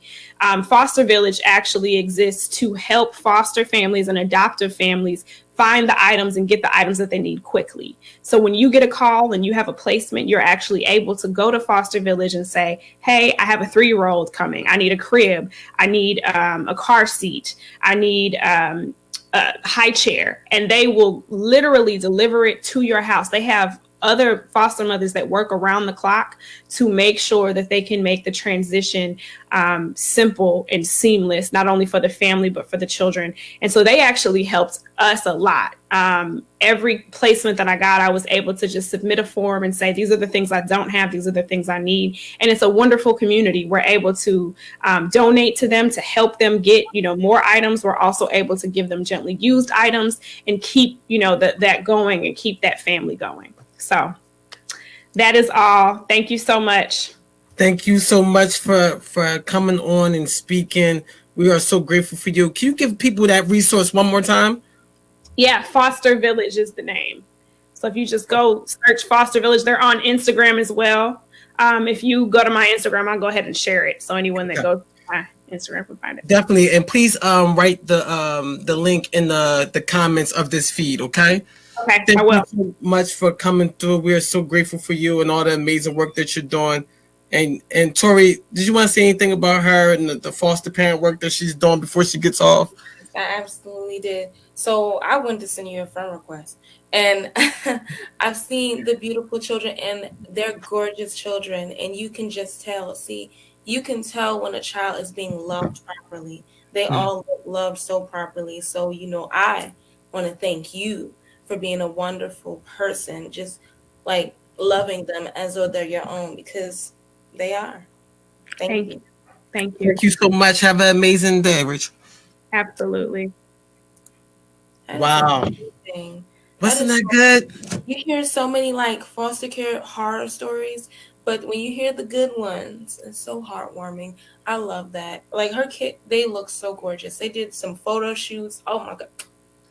It's so good. Beautiful. It is so good. Next we have another speaker coming. I want to make sure before she comes up that she's ready. Tori, you want to talk more about your brand and what you got going on in this upcoming? Okay. All right. So I'm excited about this year with the Daily Nugget with Tori Live. That's my project. That's my beautiful accident. Basically what the Daily Nugget is, every day I jump on and I do, like a live from Facebook, just encouraging people, uplifting people, because, like I just said, you don't hear enough of the positive stories and good things. So that's the purpose of my whole platform, just to encourage and inspire. So this year, I'm really excited because I've decided to take it over to YouTube and fully utilize my YouTube channel. And you can find me on YouTube at Tori Live Presents. Tori Live Presents. And all the Daily Nugget episodes will be streamed from there. Thank you. Thank you. Make sure y'all follow Tori on her YouTube channel. She moved it over to YouTube. It's going to be amazing and some of the amazing work that she's doing. But we have a star right here. I want to welcome you guys, introduce you guys. Asia Rivers, how are you doing today? I'm doing wonderful. I am literally in tears over here. This has been an emotional journey Mm. listening to all of these stories. So thank you for having me. I really Absolutely. appreciate it. Guys, I also met Asia Rivers through Clubhouse again. Shout out to Um, you. she was talking that powerful talk, and something said you need to connect with her. You need to have her on the conference. Guys, you're going to be in for a treat. Make sure you follow this lady and all the amazing things she's doing, and the group of women she hangs with. Joy and all, wow, Tori, get with her. Babe, get with her. Well, Because this woman well, is not only a powerful force, she hangs with powerful, has a powerful circle. I hope you're going to be blessed by what she has to say. Thank you so much, Asia. Gotcha. So yes, again, thank you for having me. I am Asia Rivers. I am the owner of Talk Childcare Inc. and also Seal the Deal Credit Consultants. I am stationed here in Louisville, Kentucky, and I am a former foster youth. Not only just growing up in a residential foster care, but I was also institutionalized in a residential treatment program in the early 2000s. And what a lot of people really don't realize about a residential treatment, it is like boot camp. And so there's so many things that it's so restrictive that things that you cannot do. And so my story started somewhat similar to everyone else's. Very toxic, dysfunctional household, mom addicted to drugs, father in penitentiary. So I had literally no one. So I found myself being an adult before I was ready as a teenager. And so that was the only place that I was able to go. And so all of the foster care homes that I had went to, we all hear the bad things. And unfortunately, that's what I experienced until I landed in a residential facility. At that time, I almost lost my life inside of a residential facility due to the lack of supervision from staff. And I ended up coming home early. And when I graduated early, I've always been a high excelling student. I loved education. I love learning, but I was truly a victim of my circumstance. Whenever someone would tell me, hey, you can't do this, I challenged myself 10 times harder to make sure that I was able to achieve high things. And that's where my education comes in at. And so I had to learn that I was responsible for myself and things that I was able to accomplish in life. But I also had to learn how to be comfortable with not having resources around me that were going to push me. I had to be the motivation for myself. And that was a hard thing to really grasp. This is my first time really speaking publicly about my personal life with foster care. So again, excuse me for some of my idiosyncrasies throughout as I share my testimonial. But again, I am at that point to where I want to share, which leads me into why I began to get into childcare. My journey started in childcare. You know, as a young child, I was abused as well. And so a lot of that, you know, that's why I created my own childcare center. So I could ultimately be the gatekeeper and realize the signs and help children that were in need. I've sat countlessly, I don't know how many times, you know, in child protective services to be the advocate for the child until someone was able to come in and relieve me so I could find a safe place for that child to go. Unfortunately, I've had to do this with several of my siblings as well. I am the first of 15 siblings, and that is on both sides with my mom and my dad. However, the situation was a little bit more dire on the side of my mom. My mom, I don't hate. I've learned to forgive her and meet her where she's at. A lot of you guys experience the same. The same. I know that the other the last young lady, she was talking about, you know, how you might not get that apology, you might not get that I'm sorry, you might not ever face that. And so that's where I'm at with my mom, just really building upon that. But I just know that when I give back to my community, I give back when it comes to families in need, that giving activates abundance in my life. And so I never take for granted what I've been blessed with in my own home. I am married. I have four beautiful children, and we've been blessed to be able to teach others about financial literacy and give key resources to those that are in need. But also, whenever someone calls and say, hey, I'm in need for a family, or I'm in need for a child, we're able to give back and do that. That's what my organization does. Unfortunately, here in Kentucky, there is there's a lot of just a political battle with child resources for children. And so we really don't have a lot of programs available to help transition children into the world. And so I was that young person coming right out of a foster care and it's saying, hey, here's what you have left in your canteen. Go free. You have the world to do whatever you want. And I was lost. But, again, I looked to education to comfort me and guide me to somewhere where I wanted to be in life, and that is successful. And so I decided to give back. But some key resources that I really, really want everyone to know is that therapy saved me. It really does. Even to this day, I make sure to have my 12 o'clock meeting with my therapist each and every week, because again, I cannot pour back into other people's cups if I don't have enough in my own. And so with all of the different trauma, all of the daily battles that I faced, and becoming my diagnosis is triggering me from time to time, because again, I experienced so much. Some people, if you heard of the ACEs study, it's very huge, and I'm doing a lot of work with that as well. So again, therapy is huge. So that is my biggest resource to you guys.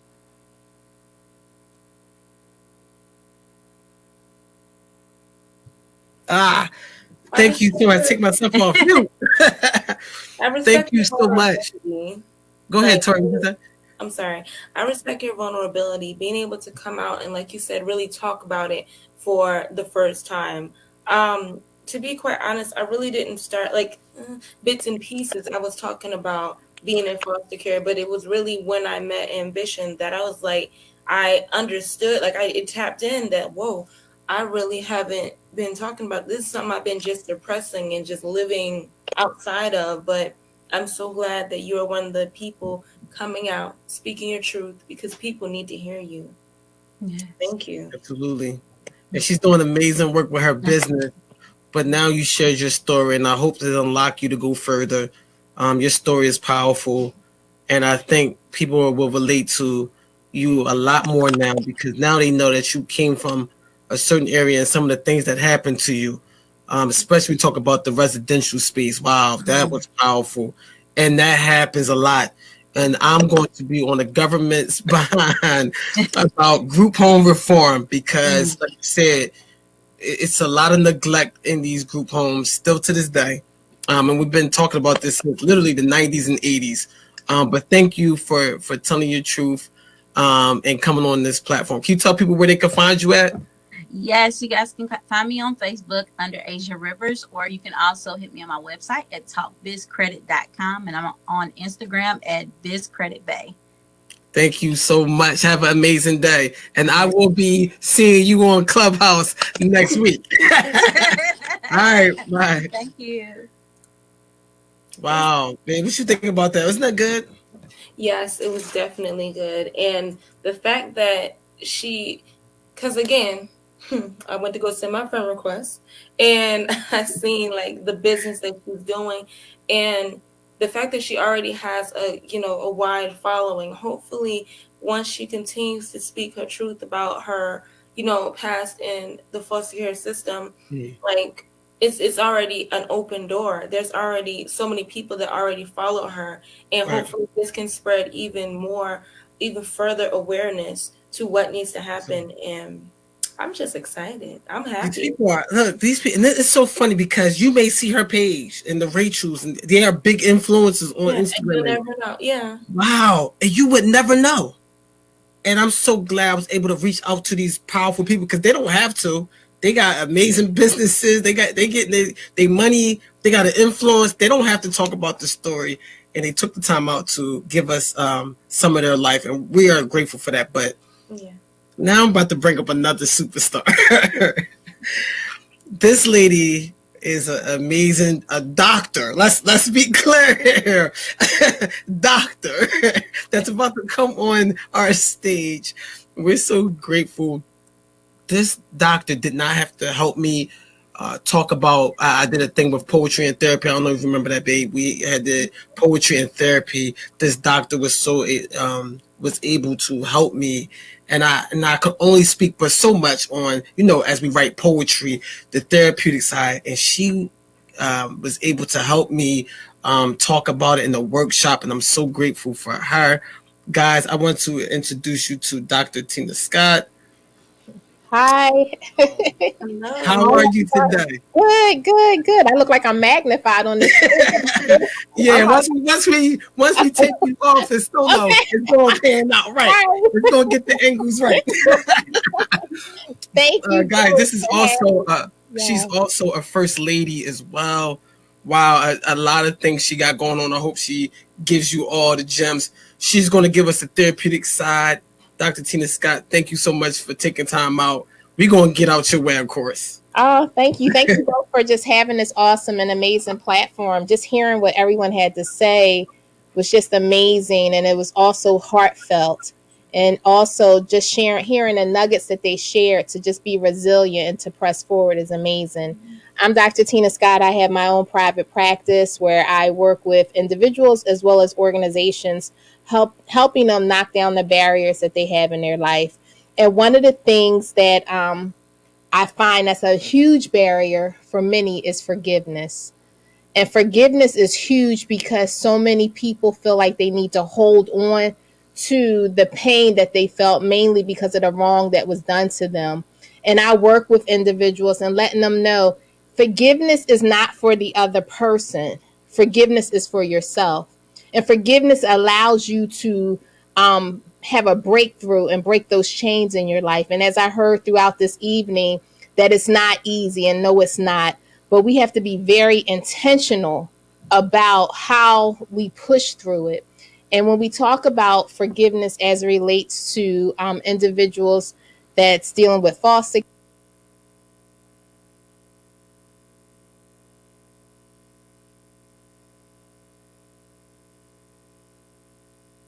going through the foster care or actually being in it, also just helping them heal from the different abandonment issues that they may have had. And oftentimes, with my younger children that come into the room, they're dealing with different behavior issues.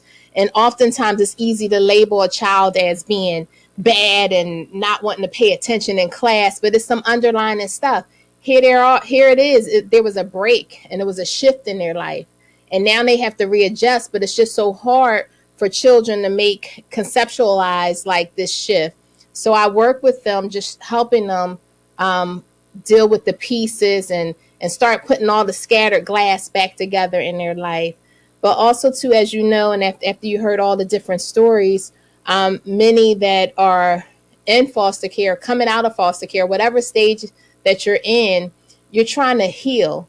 And oftentimes there's a level of depression, anxiety, abandonment issues, so much that I have to actually help individuals with. And I know that I'm talking about a lot in a short period of time, but I'm trying to jump to make sure I hit every point.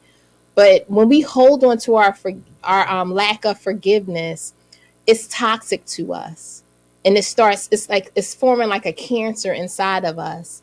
And mainly, I say it's a thing called emotional constipation because we're not releasing a lot of that stuff that we're feeling. So when we don't forgive, literally, it's not doing anything to the other person. It's doing a lot to you. It's tearing you up inside. So one of the things that I challenge people that I come in contact with, and I'm challenging you with, if you're not in a place of forgiveness, If you're still holding on to something, ask yourself why. Why am I holding on to this? Am I holding on to it because I'm afraid that if I let it go, that person is going to be off the hook?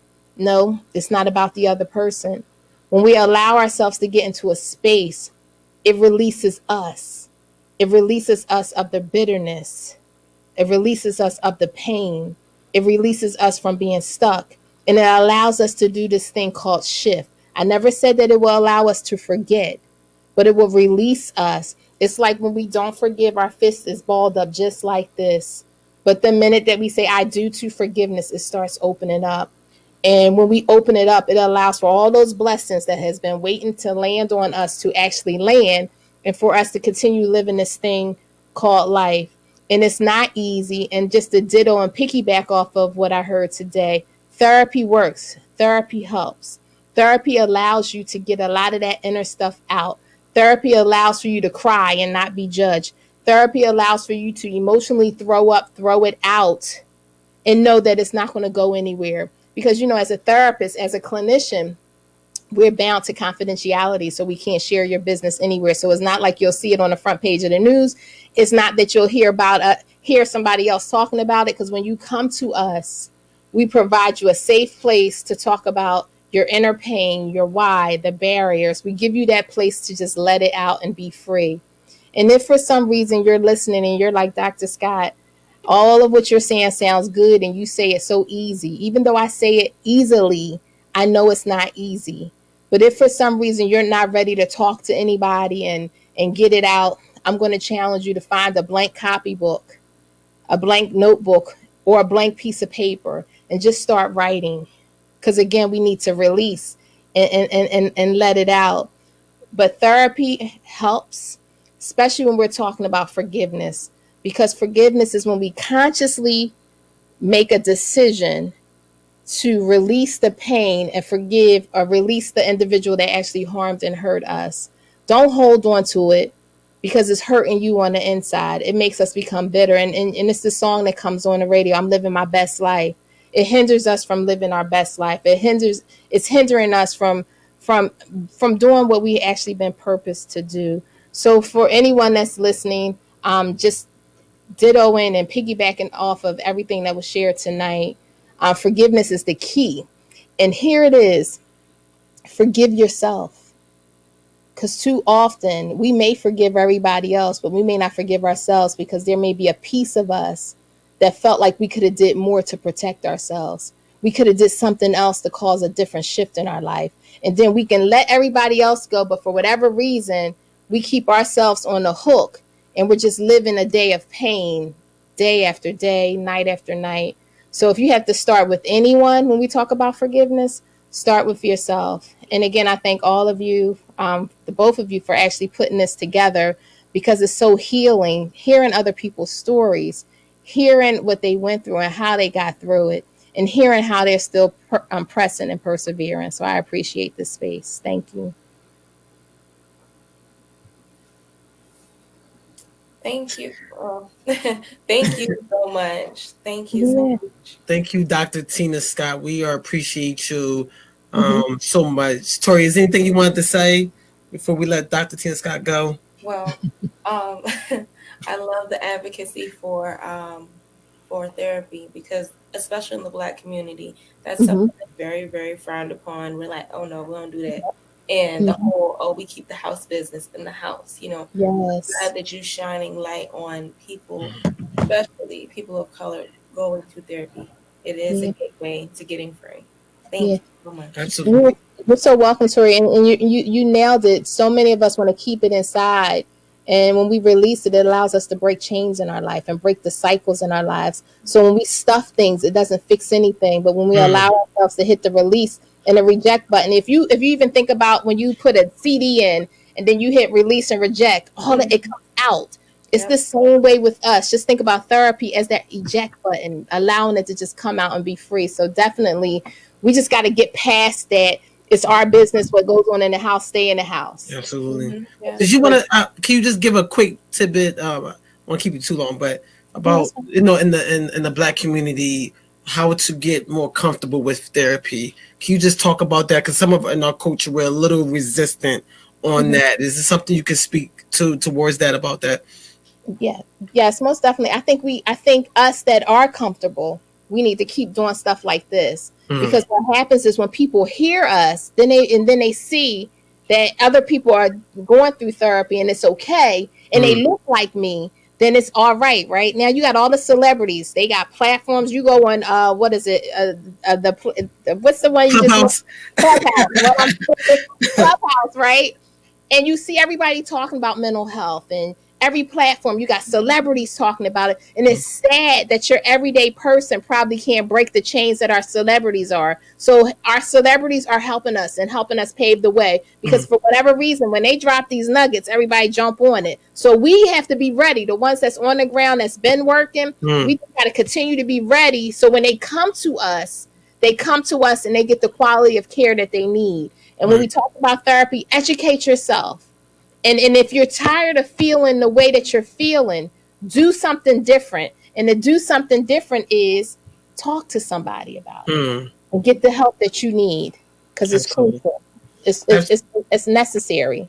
Absolutely. Thank you, Dr. Tina Scott, for being a therapist and being so visible. Mm-hmm. And I hope you talk to your colleagues too to be Yeah. more visible, because y'all do a lot of work behind the office, and that's fine.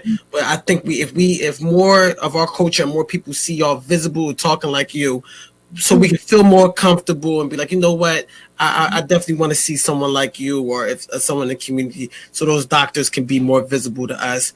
Because like you said, we have all the influencers doing a mental room, mental check-in, but the Mm-hmm. people that really do the work, we need them there too.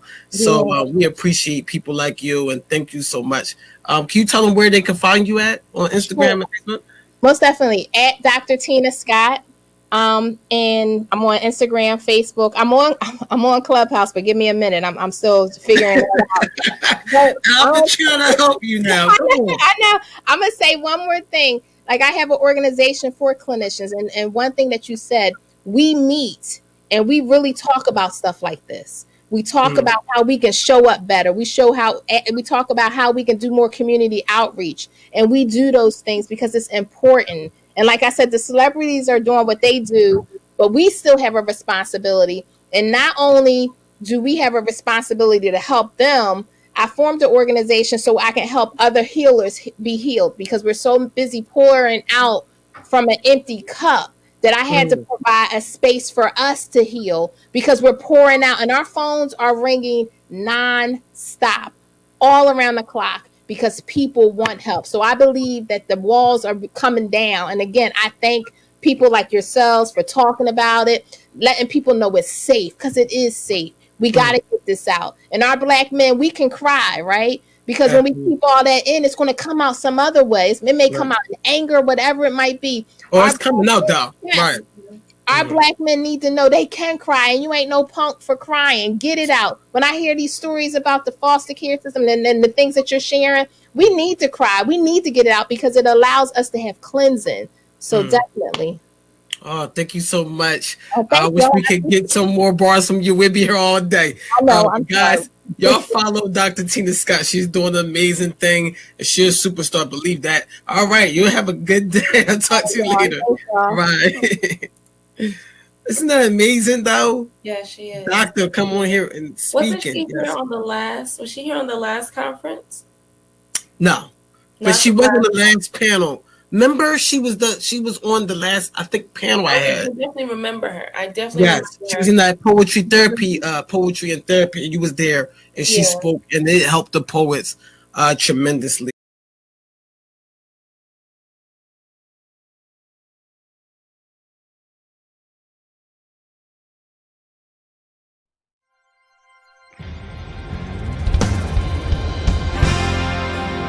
Sometimes the hardest person for you to forgive is the one you see in the mirror every day.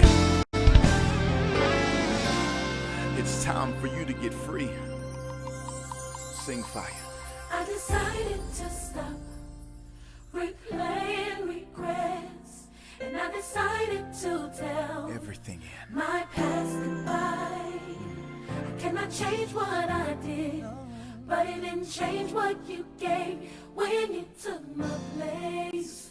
No more guilt, but grace. Time to let it go. Held on way too long, watching reruns of my wrong. Take the shame away. No more. Reliving mistakes you washed away. So I want you to do what God has already done for you and say, I forgive me. It may have taken a while to get to this point, but I forgive me. if God has forgiven you, why can't you do the same? I forgive me. It's time to stop looking back so God's purpose can move you I forward. forgive me. You may be saying, James, but you don't know my past. I was wrong. Yeah, I know it was wrong. Carried this weight. Carry this weight for too long. I want you to get free right now and say, I forgive me. you've been hard on yourself long enough. I forgive me. You've always felt like you weren't good enough, but that's I over. forgive me. You've made mistakes, but those mistakes don't get to make you. I forgive me. God knew what you do, and He still chose you. Yeah, I know it was wrong. Carry this weight for too long. But you've been carrying this weight for far too long. I forgive me. Now letting go can be the most difficult part of this process. To have a memory of your past, but not allow those memories to produce the same pain in your future.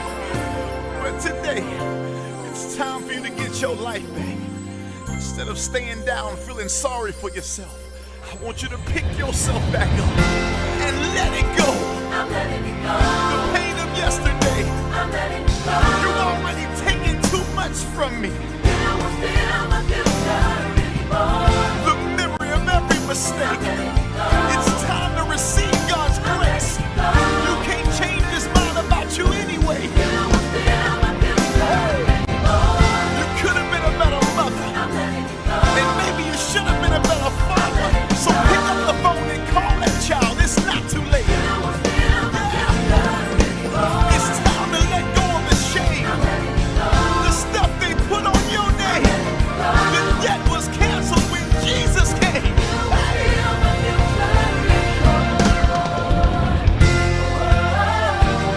Hallelujah! The cycle's been broken, and now God's restoring the years that you thought you lost. He's gonna refund you for the time you wasted. Somebody say, I got a future. I don't have an obituary, I got a future. Grace kept me alive because I got a future. Thank you, Jesus. Bless your name, God.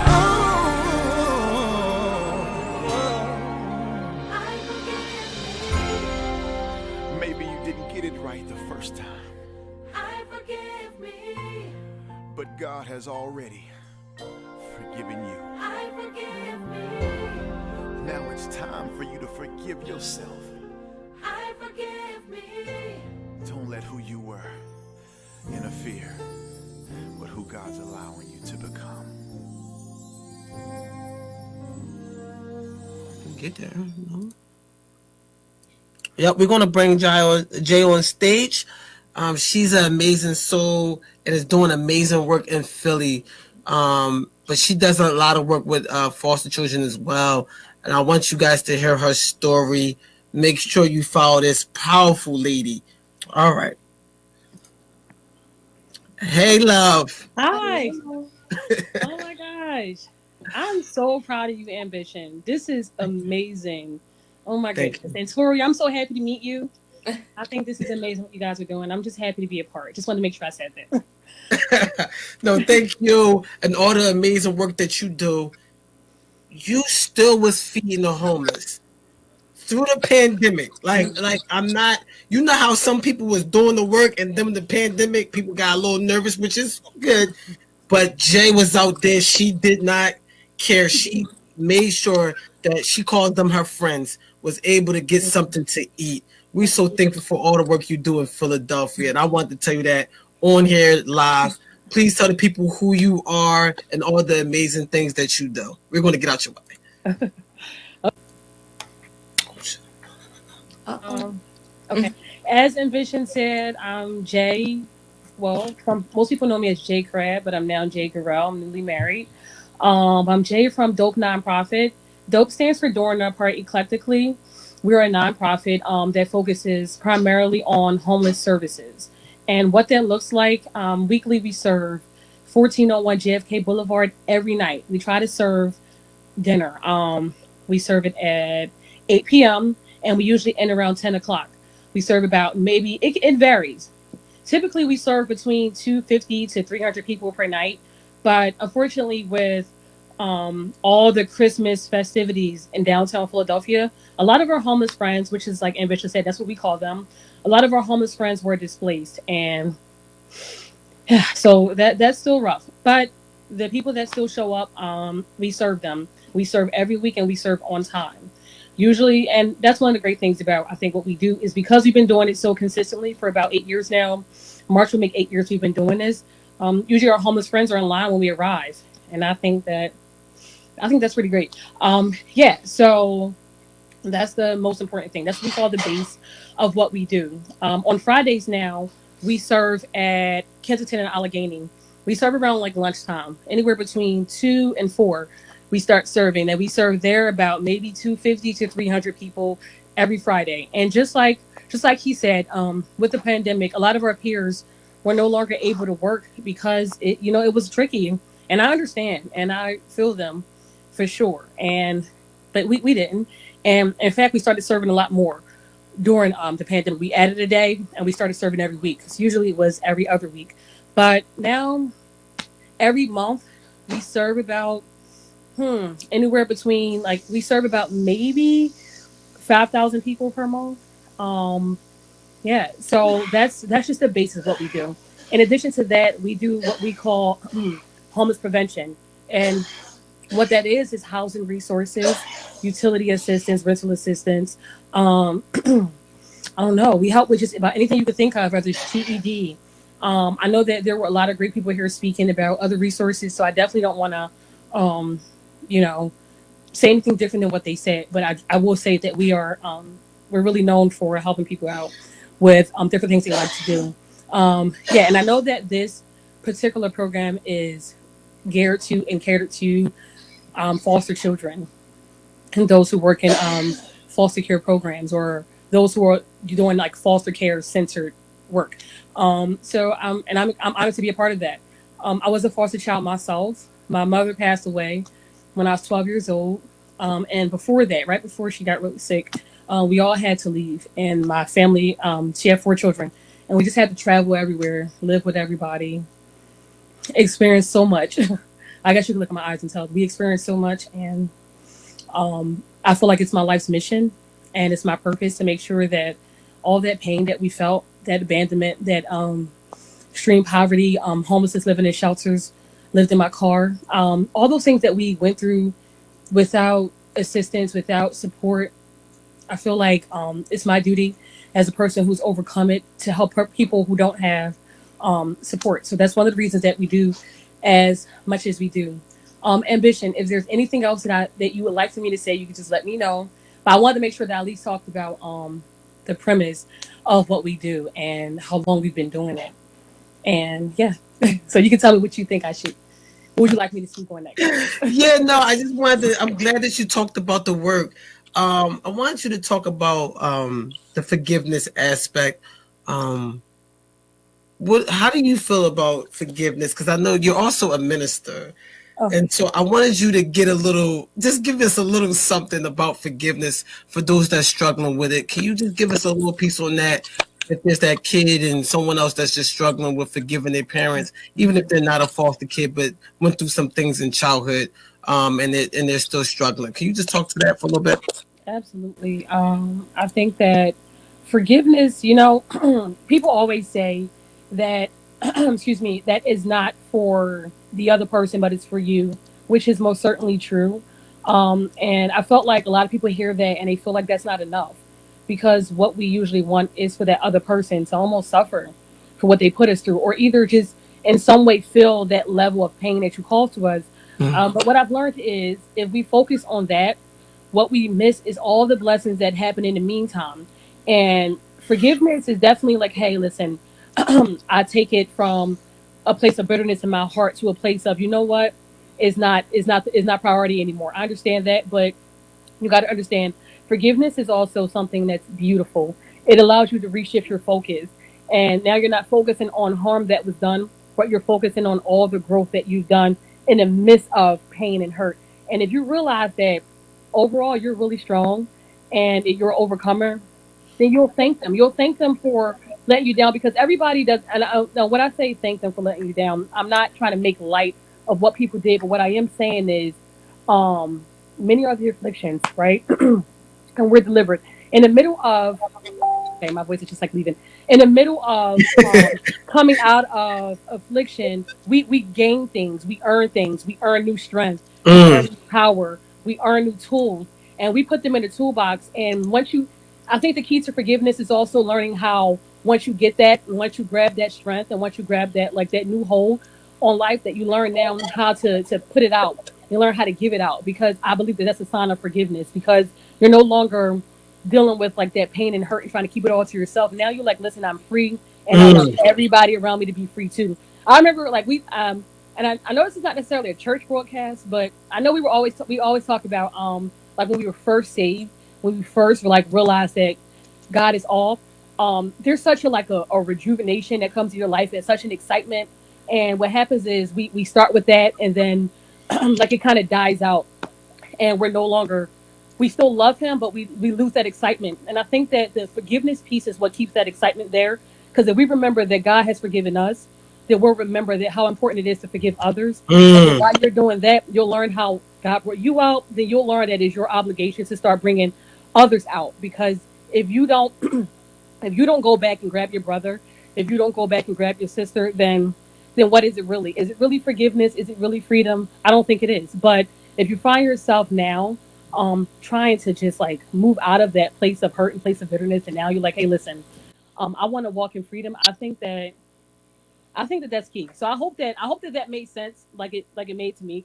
I did. My heart because It it made definitely sense. did. It did. Did I say it made, but you We know how follow sometimes you over here. I'm about to say, One you know more. how sometimes things be making sense to you, and then you look later on Yeah. like, wait a minute now. So this is what I'm making sure. We watched the replay like Yeah, I like don't what? know where we Like was wait a minute, going there, wait. but It was a little special, like, and not the good kind of special, but yeah, yeah, no, it man, is fine. I want to ask you one more question. yeah, of Because course. some people, there's foster kids that is represented in the homeless population that you're feeding. They are in those crowds. How do they, if you're homeless and you're on the street, how do the people that's feeding the homeless find those souls, and how do those souls find the people that are doing the feeding? Because I'm hearing that there's still some homeless people. Like, how do they find you, and how do we search for those people as well? Yeah, so that's a good question. Because a great deal of the people that we're serving are foster children, and because they didn't have certain types of guidance, and because they were just abandoned, just put out on the street, they like lost like all hope, you know. So what I look for is not necessarily because a lot of people look for the homeless like determine it by how they're dressed, but all the homeless don't dress bad because and don't think because they got money and they hiding it. Although a lot of them do have a source of income, people do donate a lot of clothes to them, and they're allowed to dress nice. But what I look for is I don't know. I look for anybody that I see, period. In the street, hey, how are you? You good? And I walk down the street and people be looking at me like, because this is Philly, they be looking at me like, but I speak to Well, anybody and what's going everybody. on? Yeah, they be looking like, what you want? Mhm. Uh, but yeah, so I've learned to just like you got to assume that everybody needs a form of help. So it's important just to open yourself up, Mm. to always be willing to help. Because I heard, like, I see like a lot of memes on Facebook that talks about, like when you're aligned, then things start gravitating towards you. And I learned that that same principle applies to when you want to help people. When you open yourself up and say, "Hey, listen, I want to help some people," you'll find that people start coming to you, and they'll start gravitating towards you. Another thing that is important is the key that I spoke on earlier is consistency.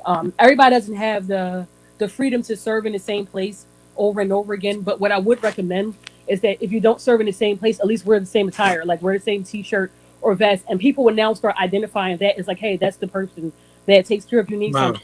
And even if you're not in the same location, even if you're in another city, people are gonna recognize you because our homeless friends do travel. So just make sure that if you don't show up at the same location, just try to wear the same thing. Just wear like a just a basic T-shirt that has like whatever you want on Mm. it. Get that dope T-shirt. Get that dope T-shirt. Yeah. Yeah. Follow us right on social media, at dope people doing dope things. But yeah. But yeah. So make sure you wear the same thing because you'll see that they'll start gravitating towards you.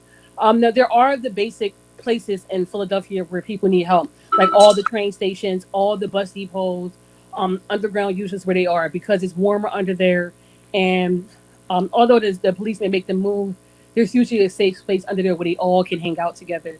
So that's the number one spaces that you'll go to if you want to help. But then also you'll look in Kensington, at Kensington and Allegheny, and just up and down Kensington, you'll see a lot of our homeless friends who are out there. And I will tell you this: like when you do go out there and you find people, don't be like, don't treat them like they got a plague that you're gonna catch if they touch you. Like, cause it's please don't do that. I remember one time we served Wow. somebody and we were giving out food, and our homeless friend like grabbed the food from them and they poured their hand away. It was like, all right, don't touch me though. Ooh. Don't do that. Just make Mm-mm. sure that wherever you are, just make sure you're open up. You're opening up yourself to want to help. You got to be in a position to want to help. Mm. And then sometimes look, you can just be like old school and just yell like, "Hey, who needs help? I'm out here and I got food. Who needs something?" And it's not. It's some people who lives in houses who may not have a good food supply. So just I don't know. I hope I answered your question well, but Yeah, it's good. okay.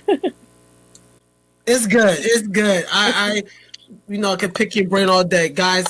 Definitely follow her. Give us your Instagram and Facebook and how they can contact you. Yeah, absolutely. Instagram at dope people doing dope things. Facebook is dope doing our part eclectically, and you'll see our dope logo. It looks like the love sign, in black and gold. You can follow us there, or you can also email us. Mhm. You can email me personally, and it's JAIN as in Nancy, CRABBE. So it's JNCrab at gmail.com, and I'll respond to every single email. So yeah, so please reach out to us because we do respond. And don't be ashamed. We don't care who you are or what you need. Like we're here to help. Absolutely. I heard that first. She's going to show you love. If you need help, Yeah. need food, resources, reach out to her. And this is what this is about, giving out resources and giving help. I'm so thankful for you and congratulations on your new marriage. Ah, hey. Bobby's showing out. Okay. We're so grateful for you. You deserve all the best and continue to do that work that you're doing down in Center City, Philly. It's amazing. And you haven't stopped. And you have a fearless approach to it. And we're grateful for you. I know Philadelphia will thank you for it. And it's all your legacy of all the people you fed, thousands of people at this point. I know it. So have an amazing day and stay in contact, okay? Absolutely. Wow. Wow, isn't that good? I really like her non-discriminatory perspective when it comes to helping people because, like she said, everybody, it's all inclusive. Everybody Wow. needs help. You know, Absolutely. you can't pick out, oh, this one and that one. I like what she's doing. Yeah, and she will scope, like if you're out there and she talks about how like some people think it's a photo op. She will shut it down. Like you know how people want to go take a picture of me feeding the home. She don't do that. We're not doing that, and she's real big on, like you said, treating them with respect. If you're going to be out there, show the love. They touch you, they touch you. You can't be out there, like you said, acting like you don't want to be touched. That's just not how you're going to serve. And she calls them homeless friends. It's the first person I heard her say it in that manner. So we got our man Kenya Park. We're going to keep bringing them up.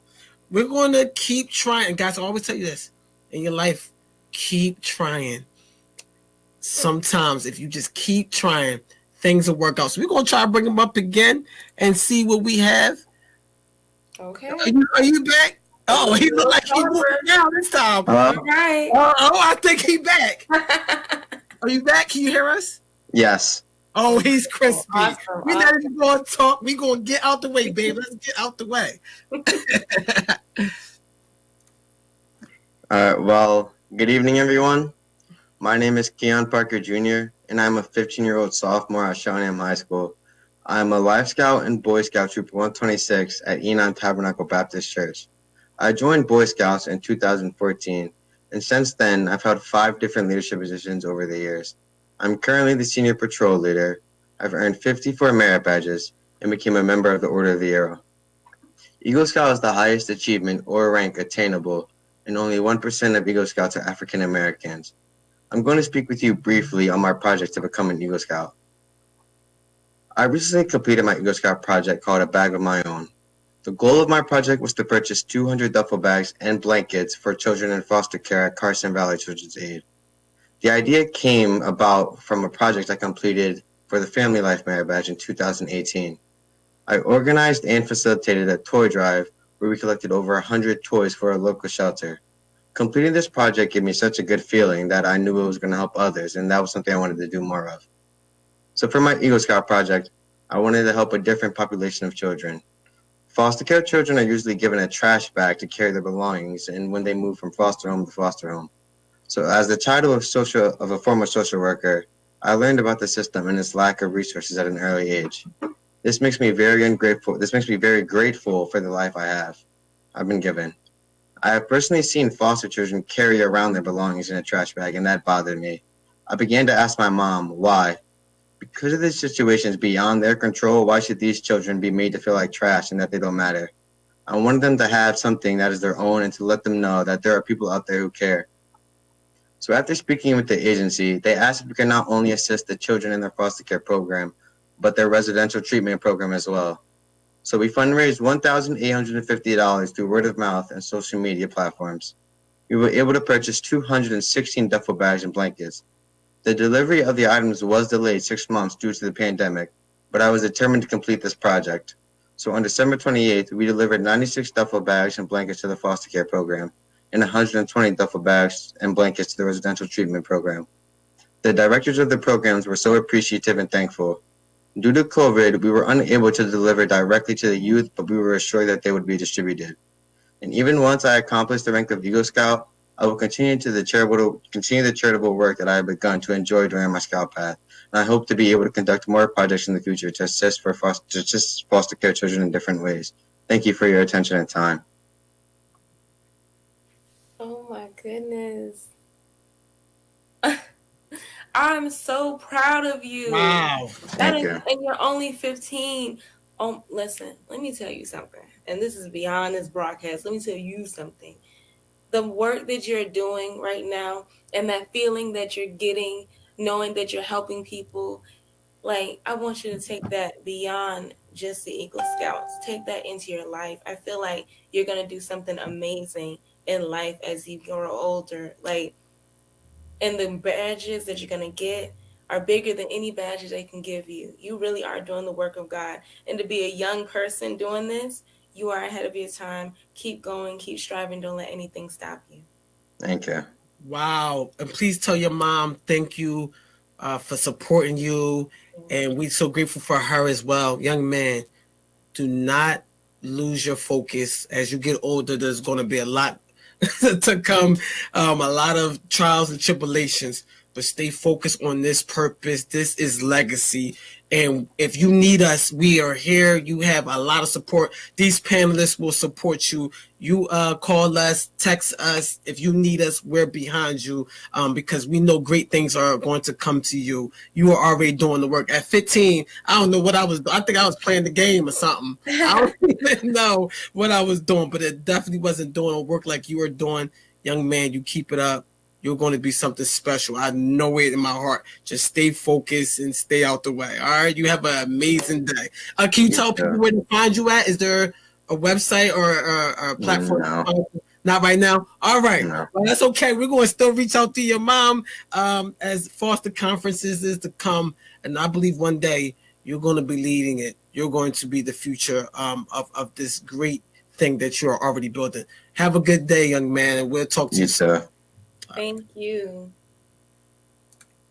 That is fantastic. Wow. I was listening to it and I was just smiling like, wow. Wow. This is amazing. I hear about people doing things like that, giving bags and stuff. And the reason why they're giving bags and luggage, Mhm. Tiffany Haddish just did this. And it's wonderful. The more people that do it, the better. But when you find out that, one of these groups is led by a 15-year-old boy, that right Wow. there, What that do right you say there. to that? Say Doing what? the work. Doing the work. Doing Say the work already. Yeah, doing the work already. Listen, Wow. the earlier you start, the better. And I feel like he's gonna knock down doors. He's gonna knock down doors. Absolutely. Absolutely. And we're so grateful for his mom for putting them and letting them know and letting them be a part of this conversation. A lot of times our kids need that backing and they don't have it. And so we want to really give a shout out to Amisha Williams for letting her son do this. We are thankful for you as well. A lot of kids, they cannot do it without their parents pushing them and being behind them, and we're so grateful for that. All right, so I'm going to bring up. Oh my! Like I told you, these two people left. This is that's why I said it was at the end. Heavy hitters. let me just share her profile. If y'all don't mind, I just want to share a little something about what Natalie is. And guys, look, again, this is not, I know I'm a little dramatic, but this is not somebody who is buying followers. This is a person who really speaks on multiple platforms, guys. Her name is Natalie Teller. Guys, you're going to want to follow her. Of course, 18,000 followers, but don't worry about the followers. Look, Fox, you got to see all of the articles written on her. The top 10 performance coaches in the area right now. All the way, I believe, this the Carolinas. Guys, you got to go and see all the amazing things she's doing. I can't express enough. I'm even in her program, guys. You're going to need to follow this powerful woman. Her name is Natalie Teller. Please welcome her right now for me. Let me bring you up. Hey, how are you? Hey. Oh my goodness. I was watching you guys on Facebook. Can you hear me? Yes. Okay, because I'm naturally very loud. So I want to make sure y'all can hear me because I'm super loud. So you guys are doing a phenomenal job. Phenomenal job. I've been watching you guys for the last couple of hours, and just the way you're patient and you just know you're in purpose. So even when the technical difficulties are happening, y'all not sweating, y'all not stressing out. I can't say I would have been the same way. I would have been definitely like, wait a minute, what's going on? You guys, and then even just your commitment to ensure that that last young man went. Like, see how many times you tried and it wouldn't work. That's whoever is watching, whether they're watching live or they're watching in the future, they need to see the tenacity, because a lot of times people see us further along when we're having success, but they don't see the process of success. They see the Nike when, it's a multi-billion-dollar company, but they don't see it when it's just a mark on a piece of paper, right? They see all the gloss, and they see people signing autographs, and maybe they're going to see when your iTunes is popping, ambition, but they don't see like when you are down on the ground grinding and saying, you know what, I don't have the production team right now. I don't have the accolades right now in terms of money. I don't have Oprah writing me $1 million check yet. But I believe in myself and I believe in my dream, and I'm going to invest in my own vision until other people catch on to it. So I just want to celebrate you, because I never even heard of a foster care conference before. So I just wanted to celebrate you for that. I didn't even hear a lot of people talking about being in foster care. I was the only person I knew of before I, connected with you that talked openly about being in foster care. Like, people would be like, they hear you're in foster care and they're like, oh, and it's like, they want to pat you on the back, like, are you okay? We're not looking for sympathy. It's kind of like, if you've ever been in abuse, people just like, oh, I've never been in abuse. Like, they want to make you know that they've never been there, but they feel for you. And it's like, I just want to encourage whoever is on here tonight that the process that you go through is a preparation for the purpose that you'll deliver, right? A lot of times I meet people all the time who are like, I just don't know what my purpose is, and the thing is, they had mom and dad, they had everything paid for, they went to the best schools, they were, even when I look at my kids, they just, it's not the same. And sometimes you're thinking, oh, I went through all this suffering, and we forget that that's bringing out the oil, that's bringing out the gifting, that's bringing out the purpose out of us. We have a palpable passion for things that we feel because we've been in the shoe, right? So we don't have to be like, oh, I don't know what that feels like and feel sorry for people. We can empathize with somebody because the minute somebody else starts talking, we are able to gravitate and say, hey, I know where you've been. Let me get back down here with you and bring you back up here, because the truth is, where you think you are right now is nothing compared to where you're about to be. But people need to know that they have persons like us. So some of us are going to end up being doctors and lawyers, and we're going to have children. We're going to start community like you. We're going to be poet.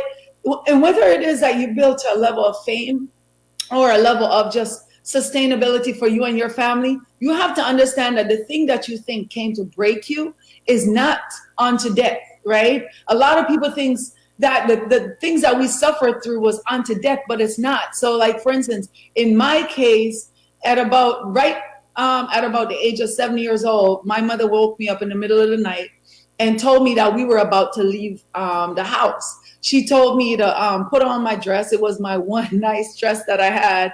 And I had two other dresses that I wore in the yard. And she put that in a little school bag that I had, and a couple underwear. And I put on my little slipper that I used to wear.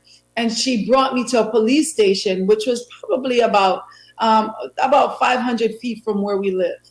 And she brought me to the police station. It was pitch dark night. It's not like in the United States where, around 7 o'clock during the fall or the certain seasons get dark. In Jamaica, when it's pitch dark, it's because it's really late. So she takes me to the police station, and it's pitch dark, and I'm there meeting a man that I'd never seen before, and she's handing me over to him. And her words to me is, don't worry, I'll be back for you in a couple of days. She said, you're going to go stay with this man and his wife, and they'll take care of you, and I'll come and get you at the end of the weekend. And so literally that was the last thing she said to me. There was no preparation for this process that I was about to go through. There was no indication that I was going to shift from what I knew as my normal to something else. And so literally 1 minute I was living in a tumultuous environment where we experienced a lot of gun violence, where we literally would have to sneak out of our neighborhood to go to school in another neighborhood because we had inter-neighborhood fights. I mean, it was just violent where I was from. I'm from a place known as Jungle, and we were right on the border of a place known as Rima, which is where a lot of y'all hear about Bob Marley. That's literally where he grew up as a young man, right? So this wasn't that nice place that you would think Bob Marley's from. This was very violent. And so my mother made a decision when she was pregnant with me that she couldn't afford to take care of me because she had 4 other children and she wasn't taking care of them, and she was pregnant with twins, and she definitely was not prepared to take care of nobody. And the person who she got pregnant with was in a relationship, was married, and that was her boss. And so she was not going to have anybody to help her. So she had made a commitment to this man and his wife that, well, not his wife, because she didn't know about it, that they were going to have me.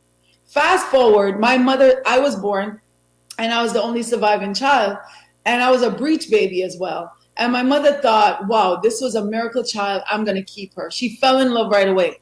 But she's really struggled. She didn't have a proper job. She would do things like clean people's house, sell fish, random stuff, ask people for used stuff, sell it in what they call the Ray Ray market, AKA used clothes market. So she would do random stuff. When I was a child, my siblings and I, biological siblings and I, would sell newspapers on, after school, or my older siblings would sell like, loose cigarettes and, like little things like candy, so that we could make money for the next day of school. So we often went to bed with not a whole lot of food. I was literally malnourished by the time I got into foster home. So I get to foster home, and what I didn't know is that my mother had made this decision with this man who became my foster father, but his wife was unaware of this decision. See, he had decided that since his wife couldn't have children because she had some medical challenges, that he was going to bring in a child into the home, and that was supposed to fix everything. Except this child was 7 years old. I have a lot of medical issues when they got me at the time. I was malnourished. I had what I now know as thalassemia, but at the time it went undiagnosed. For a couple years, I couldn't walk. On and off because my joints and my spinal cord would give out. For a few years, I guess I didn't have proper blood in my body because now I have my son and he's going through the same process. I know what that is. So for several years, I just didn't do well. When I got to the house, they immediately, the summer that came after, they had a sibling or a niece of the lady that came to stay with me. And because she had known that I came from jungle, she immediately verbally abused, physically abused me. I mean, literally, she would abuse me all the time. Then they would, summers would come and Christmases would come and her nieces and nephews would come. And as I grew with them, I started to get, emotionally, physically, and now sexually abused by them, right? But again, here's the thing. When you've been abused your whole life, you kind of don't know that it's abuse and you don't know anybody else that's talking about it. So you don't really know any different, right? You just know that these things are happening to you. It doesn't feel good. You don't feel good about yourself. And to be honest, I never experienced love, so I didn't know that there was such a thing as love. All I knew was that by the age of 9 years old, I definitely had the thought of not wanting to live anymore. By the age of 9 years old, I just remember always just feeling like I just wanted to go to sleep. I wish I could just go to sleep and not wake up. And then I started trying to find ways to make it happen. And so it would go away because I started going to church and find purpose doing sports. So as long as I was playing sports and winning, I realized too that people were clapping and they weren't abusing me as much. So I learned to perform, right? So I became a very good performer, whether I was performing with grades or I was performing with sports or I was performing, as a model. I learned to perform because I realized if I hid the things about me that would make people reject me and I showed them what made them feel good, then they would like me. So I literally learned to stop talking about where I was from. So I never told anybody where I was from. I never told anybody I was in a foster home. I never told anybody I was being abused. So I learned to hide the dark things and only show the things that made people clap. And as I went on, my foster mom became more and more bitter and angry. She was upset with the fact that my mother would not show up to the family court. So we had a family court in Kingston. And they would make all of these appointments for us to go to formalize an adoption because I'd become so good at sports, they needed to send me away to do netball. So it's a Commonwealth sport, kind of like basketball. And I was doing exceptionally well by the time I was 11 years old. The problem is my mother would either come high or don't come at all. So the case would always get put off. And so my foster mom got increasingly frustrated and she put me out. So I became homeless at the age of 14 and a half, and I remained homeless until I was about 15. And this was really hard because it's not like America where you can go and get resources. So Jamaica doesn't have like a foster home system. We have either a boys' home or a girls' home or a children's home. And that process, you pretty much get put in the home and you pretty much stay in there until you get old and you age out. So there's no real system. So it's not like I could go somewhere for people to help me.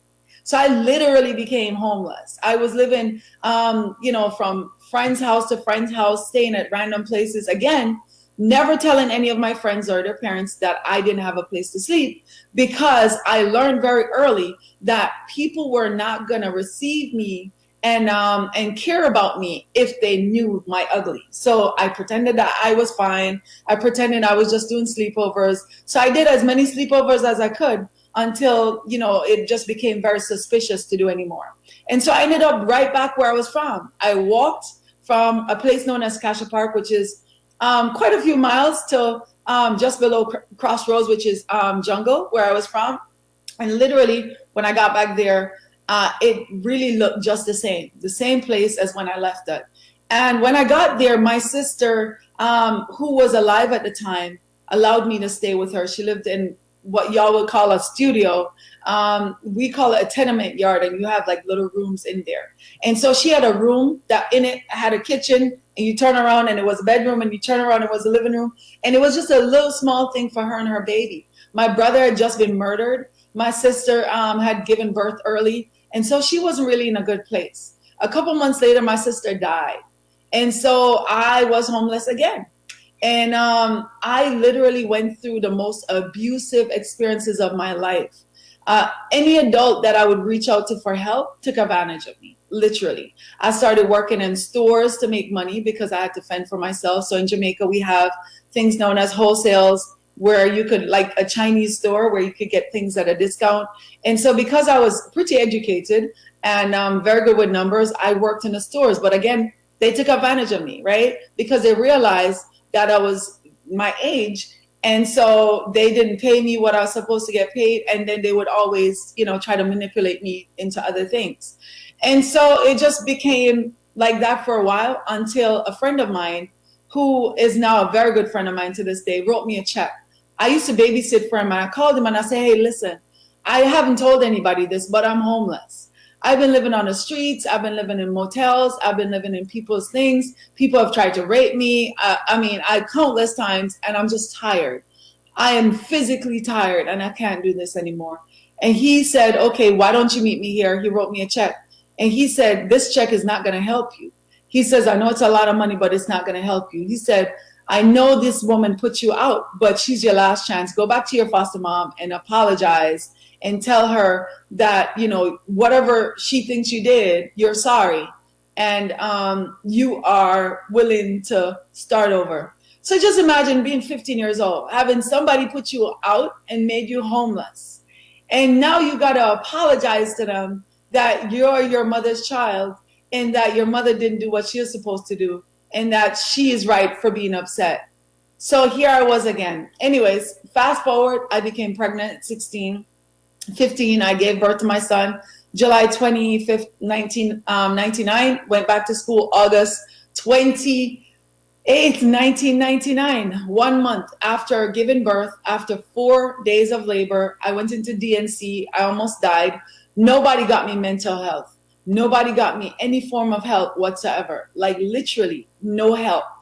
I went back into school. I was having, swollen glands in my boobs. Nobody taught me about what to do. I was now being foster cared because I was in a second foster home by this time. So I was now being foster cared by 2 women who had never had children, who didn't know what to do with a female body that was lactated. I was going to a girls' school, and to get into the girls' school that my second foster mom got me into, I had to deny the fact that I had a child. So one of the first rules that I was told was that I was going to have to say that the child was my brother. And so all the kids that became my friends that came over my second foster mom's house to hang out with me, they thought that she was my mom and that he was my brother. And this was my life. My whole life was a lie. My whole life I wore a mask. My whole life was fake and phony. So fast forward, I get into college and I'm writing these stories for scholarship because I have no money for school. And the stories are my stories, except I'm writing them as though they are some makeup stories about some girl that I know. And these stories are getting me into rooms. I'm getting scholarship for law school. I'm getting scholarship. I mean, you name the scholarship, I'm getting every single one of them. I have mentors now who are heads of banks, heads of institution, heads of government in the state of Maryland. And everybody's around me. And all the time, I'm an imposter. Not only do I feel like an imposter, but I'm actually an imposter because people don't know that this is literally my story. I actually have a child, and that I actually am suffering from having to split my personality in order to show up as who I think they want me to be versus who I really am. And so fast forward, I get over 40 scholarships. I get onto Wall Street, and it's the same thing. I now have real imposter syndrome because I'm on Wall Street with people from Harvard, Yale, Stanford, Columbia, NYU, you name it. And I'm there from a school known as Morgan State University. And before I went to Morgan State, you know, no other school gave me a full ride. Morgan State University was the only school that was going to give me a full ride for this particular degree. And a black professor told me, don't go to Morgan State, go to all white university, because that's the only way you're going to make it. You're too intelligent to go to a black school. And so here it is again, another person telling me to be something other than I am and to go somewhere other than where I want to go in order to pretend to be more than I am. But I go to Morgan State and I end up on Wall Street and I feel like I don't belong. During the summer, I'm in a place known as the Hamptons, and I'm hanging around people who have a different family background than me. They have a different structure. And I'm feeling like I don't belong here. That's all I can feel. And it's the same way I felt through college. Every single semester, I would end up in the emergency room because every single semester at around the point of exams, whether it's April going into May or November going into December, anytime I'm about to take my final exam, I literally begin to have heart palpitation. I begin to suffer from anxiety. I can't eat properly. I can't sleep properly because in my head is this narrative that if people only knew who you are, they would go back to the abuse. Because that's what I learned as a child. That when people knew who I was, they were sexually, physically, emotionally, mentally, any form of abusing me, right? Because they didn't think I have worth. And so I ended up on Wall Street and I ended up transferring from there and going into Ernst & Young to do more specific career work. And I still didn't feel like I belonged. So I started hanging around with and attracting people who I felt like because they were so imperfect, it was better for me to hang with them. So that's how I attracted the person I ended up marrying. Because I felt like, you know what, this person has a lot of baggage, but this person won't be worried about the fact that I was a teen mom. This person won't be worried about the fact that I'm from jungle. This person won't be worried about the fact that I was raped. And so I can just be myself. And so as a result of that, I built this bond with this person with this idea that I give you my secret, you cover my secret, and then we will be in this together. And this person uses my secret as though it's dangling over my head. And so fast forward, my biological mother dies, and I am a complete mess because in my head, I'd written a narrative that one day I'm going to be so successful and I'm going to be able to help her out of her mental health issues and out of her physical sicknesses that she had.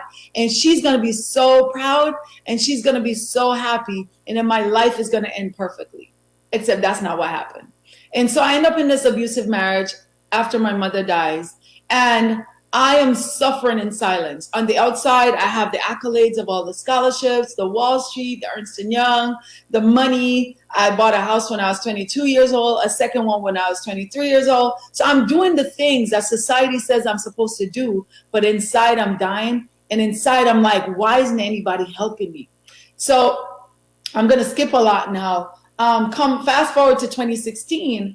2015, my first foster mom, falls and hits her back, and she ends up in a hospital. And so actually before that, I had to go back to Jamaica because she has a tumor on her brain. And so I moved back to Jamaica to help her. But I'm so angry and I'm so bitter inside because this is the woman who used to put me out all the time. This is the person who didn't pay attention to me while I was being abused because I didn't realize she didn't even know I was being abused by her nieces and nephews. And so we're saying a lot of stuff and we're bringing out a lot of stuff. And so we're able to heal. And as she falls and hits herself and ends up in the hospital, I'm able to take care of her the last 4 months of her life. I'm the only child that she has because she had no biological children of her own. I'm the only one that can sign her stuff. The nieces and nephews that abused me, they're nowhere to be found. I'm the only one that's changing her diapers. I'm the only one that's taking care of her. And I feel like God gave me that moment because I was able to pay back this woman who I did not even know that she was angry and bitter to me because she thought I was an outside child. And so I want to, there's so much more that's happened since then. I started over my life. I built my business. But I just want to wrap up by saying a lot of times we're holding people hostage for hurting us when those people are actually experiencing their own journey. And so what we need to understand is that everybody that we're around, whether they are abusive or violent or whatnot, they're living their own journey as well. And so we're getting upset and we're holding people hostage for being evil and being wicked and narcissistic and abusive and sexually manipulative. But we don't understand that we wrestle not against flesh and blood, but against principalities and powers in high and dark places. And that what the enemy knew is that in Jeremiah 1:5, that you were a whole person before you're in your mother's womb. And your mother, just because you may not have seen her since you were given birth, maybe you were in a closed adoption, maybe you end up in foster care because your mom was on drugs, understand that you went through foster care because God allowed you to. In Job 1, we see where all the angels have to answer to God. And in Job 1, we see where even Satan has to present himself. And he can only touch us as far as God has allowed him. So I want you guys to remember that everything that we went through in foster care, it was not unto death, right? It is literally, ambition has been around me a little bit, but he can tell you that people gravitate to me easily because I'm able to feel them and help them very quickly. Not only did the education help me, but I'm telling you, it is not my 3 college degrees with double and triple major. It is not my 40+ scholarship. It is not working on Wall Street or doing business development. It is my ability to feel somebody's pain because I've been there. That has allowed me to connect with people. That has brought me into boardrooms. That has allowed me to get business. That has made me a lot of money. It has been that resiliency. It's been that transformation. Don't take for granted that the things that you've been through are a preparation for the purpose you are about to deliver. Somebody who needs you can only be reached by you because of where you've been. Don't get so bitter about the hurt that you don't even get to see that it was oil. The crushing, the pressing was bringing out the oil. I know it sucks. But Paul said it in the scripture. He said it was good that I was afflicted. It was a number one scripture that I hated the most the whole time when I was in an abusive marriage. It was a number one scripture I hated the most when God would give me these big visions. And I would see other people with their children. I would see other people being supported by their husband and their wives and their spouses. And I said, God, if you love me so much, why would you have allowed me to be abused and rejected and abandoned? But then I remember that I can speak to the abused. I can speak to the abandoned. I can speak to the rejected. I can help the people who have been in that situation because I've been there. I can actually give them the actual steps because I know what it's like. I have had money and I've been poor. I have had homes and I've been homeless. I have had bank accounts and I've been without. I've been on welfare and I've had a ton of stuff. I can literally say to people, hey, let me take your hand and let me walk you through the process only because I've been through it. That's so amazing.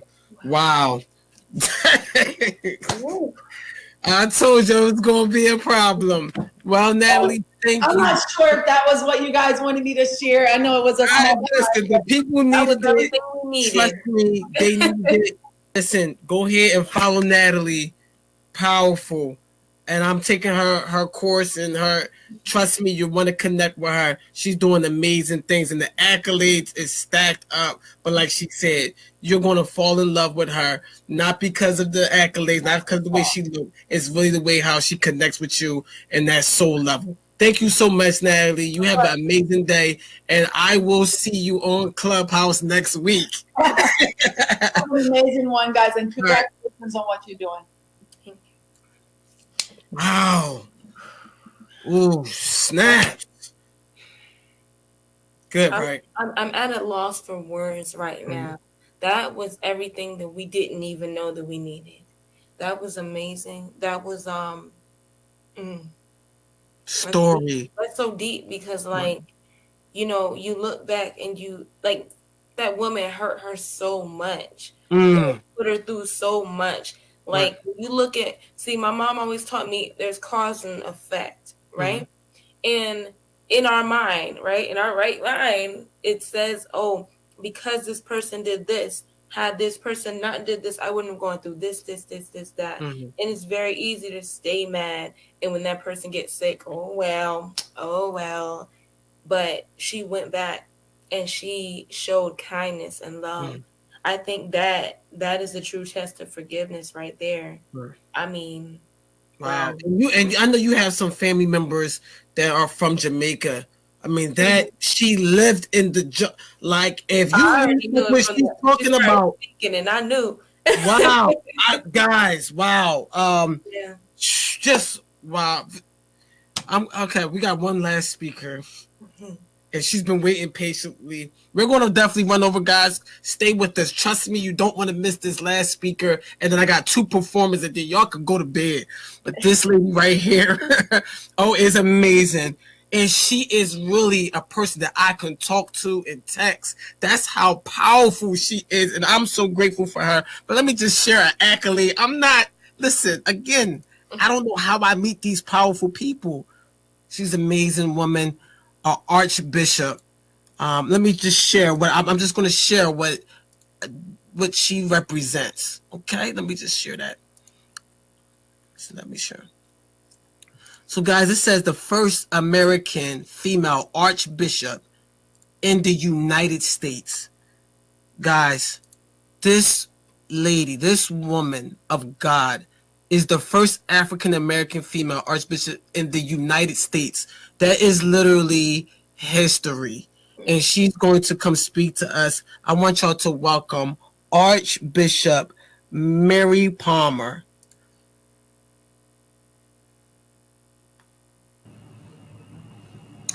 Good evening, everyone. Praise the Lord. I'm so grateful to be here too, Mr. Ambition and Miss Tori. Thank you for being the host of this fabulous time where we are able to really hear the diverse experiences of others. We were overlapping. I've been on this call now for about 2 hours, and I've heard speaker after speaker come on, and there was a common theme. And even though experiences were different, everything led back to forgiveness. So, if I were to be a clinician, as I am, you could define forgiveness as the individual voluntary internal process of letting go. Letting go. Ooh, that's a tough one. Of feelings, thoughts, of resentment, bitterness, anger, and all the need for vengeance. Ooh, vengeance is mine, saith the Lord, I will repay. And retribution towards someone we believe wronged us, even though we didn't ask for it. And oftentimes, we ourselves put ourselves in positions and we haven't yet come to terms with that either. So, in the time allotted to me, can I just chat with you all for a few minutes? I'm going to take off I could get into three hoops, 3 points leading to Calvary. And, we could go to church. But the Lord was telling me to do something a little bit differently. As one who has been a survivor of domestic violence, as I heard prior speakers talk about, the hardest thing for me to do, particularly when I had no prior experience of it at all in my home or my immediate family. I heard about it from my grandparents and aunties and others, but to really experience it is something different. And so in the early marriage, I was young, I was resilient, I had all this power, and I thought I was all that in a bag of chips. Y'all know how we do. Come on, Miss Tori could nod along. Yes, you know when you find fierce and fabulous, and that man come along, but you didn't do a credit check. I'm gonna leave that alone. You didn't do a background check. You didn't check out the relationship and how he may or may not treat mothers or women of stature in his life. And so because I didn't do all that, because I believed the lie, it caused me great pain, almost cost me my life and that of my children. And when the Lord helped me to have an out, I got out. But the thing that I didn't want to do is ever forgive him, because even in not being perfect, I felt as though I wasn't a bad woman. I wasn't a bad wife. I was a good daughter. I had hurt my parents through rebellion. And well, God will forgive me. My parents will forgive me. I went back home. I asked both my mother and my father, who are now gone to glory, can you forgive me for my act of rebellions? And they said, sure. I had to work hard. It was not easy. It was a little cool in the house with my mom. Some of y'all that are a little older understand that. Not easily forgiven, not always warm and fuzzy, not a big hug, come on back. You know how we do. And older folk, they had long memories. It took them a little moment to get over over their disappointment and their hurt by you. But the one thing that I learned through this is that I had to forgive myself first, and that forgiveness of myself would help others to forgive of what I did. Now, I heard many of you all say, look, I was put in the foster care system. Thankfully I was doing this. But let me tell you another side to it. God already ordained you, as the last speaker said in Jeremiah 1:5. Before you were in your mother's womb, he already knew that you were going to be able to go through what you go through and come out all right. I'm going to repeat that.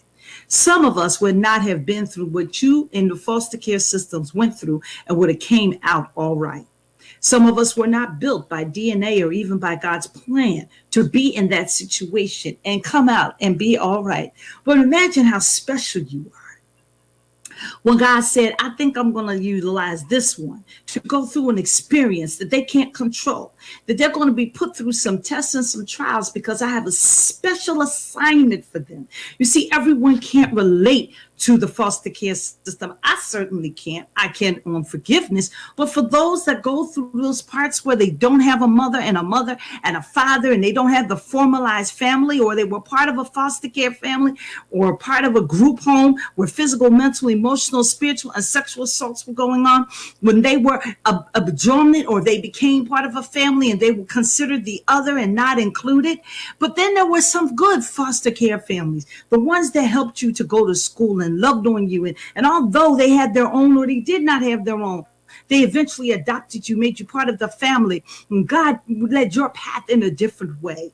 And so I really want to believe that God, who was able to ordain the universe in order, calling it from darkness to light, and then the world and the form thereof, and then the grass and the trees and the birds and the bees, and then to go from that to actually creating man as the last part of it, that he knew what he was doing. Now, I know you might want to get to heaven someday if you know Jesus as your Savior and say, how come me? And he's going to say, because you were the chosen one. That's my motto for 20 and 21. Live like you're chosen. No matter what your situation is, live like you're chosen.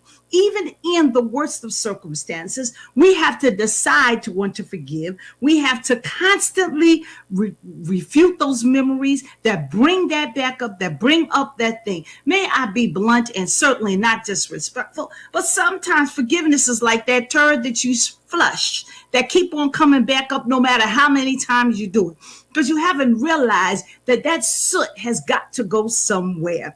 And then you start acting out with certain behavior. Had a young lady say to me, yeah, they call me a hoe and I'm a good one because I can get any man from any woman. And I said to her, what happened, baby? You didn't wake up this way. Something triggered in you. And it came down to this. I never had a daddy tell me that I was his little girl. So her anger and her resentment caused her to react in such a certain way that even if she called men daddy in a sexual term or a sexual situation, that she really was a little girl yearning for a father's love to pick her up and hug her and say, baby, I got you. Nothing's going to hurt you and I'm going to take care of you. No more than a young man in the prison where I taught said to me, I hate my mother. I said, why do you hate your mother? And he said, because she never ever showed me any affection. So because she hollered and screamed and slapped at me all the time, told me that she hated me because I look like my father, every woman who talks back to me, I do the same thing. It's called repeating the cycle. What I said to him is, if you could have your mother in this room right now, what would you do? I said, would you want to punch her? Would you want to beat her down? Would you want to, have a outburst? His first thing was, I would just want to ask her why. Why? Why? You gave birth to me and I look like my daddy and you hate him. Why? And I said, you don't hate her.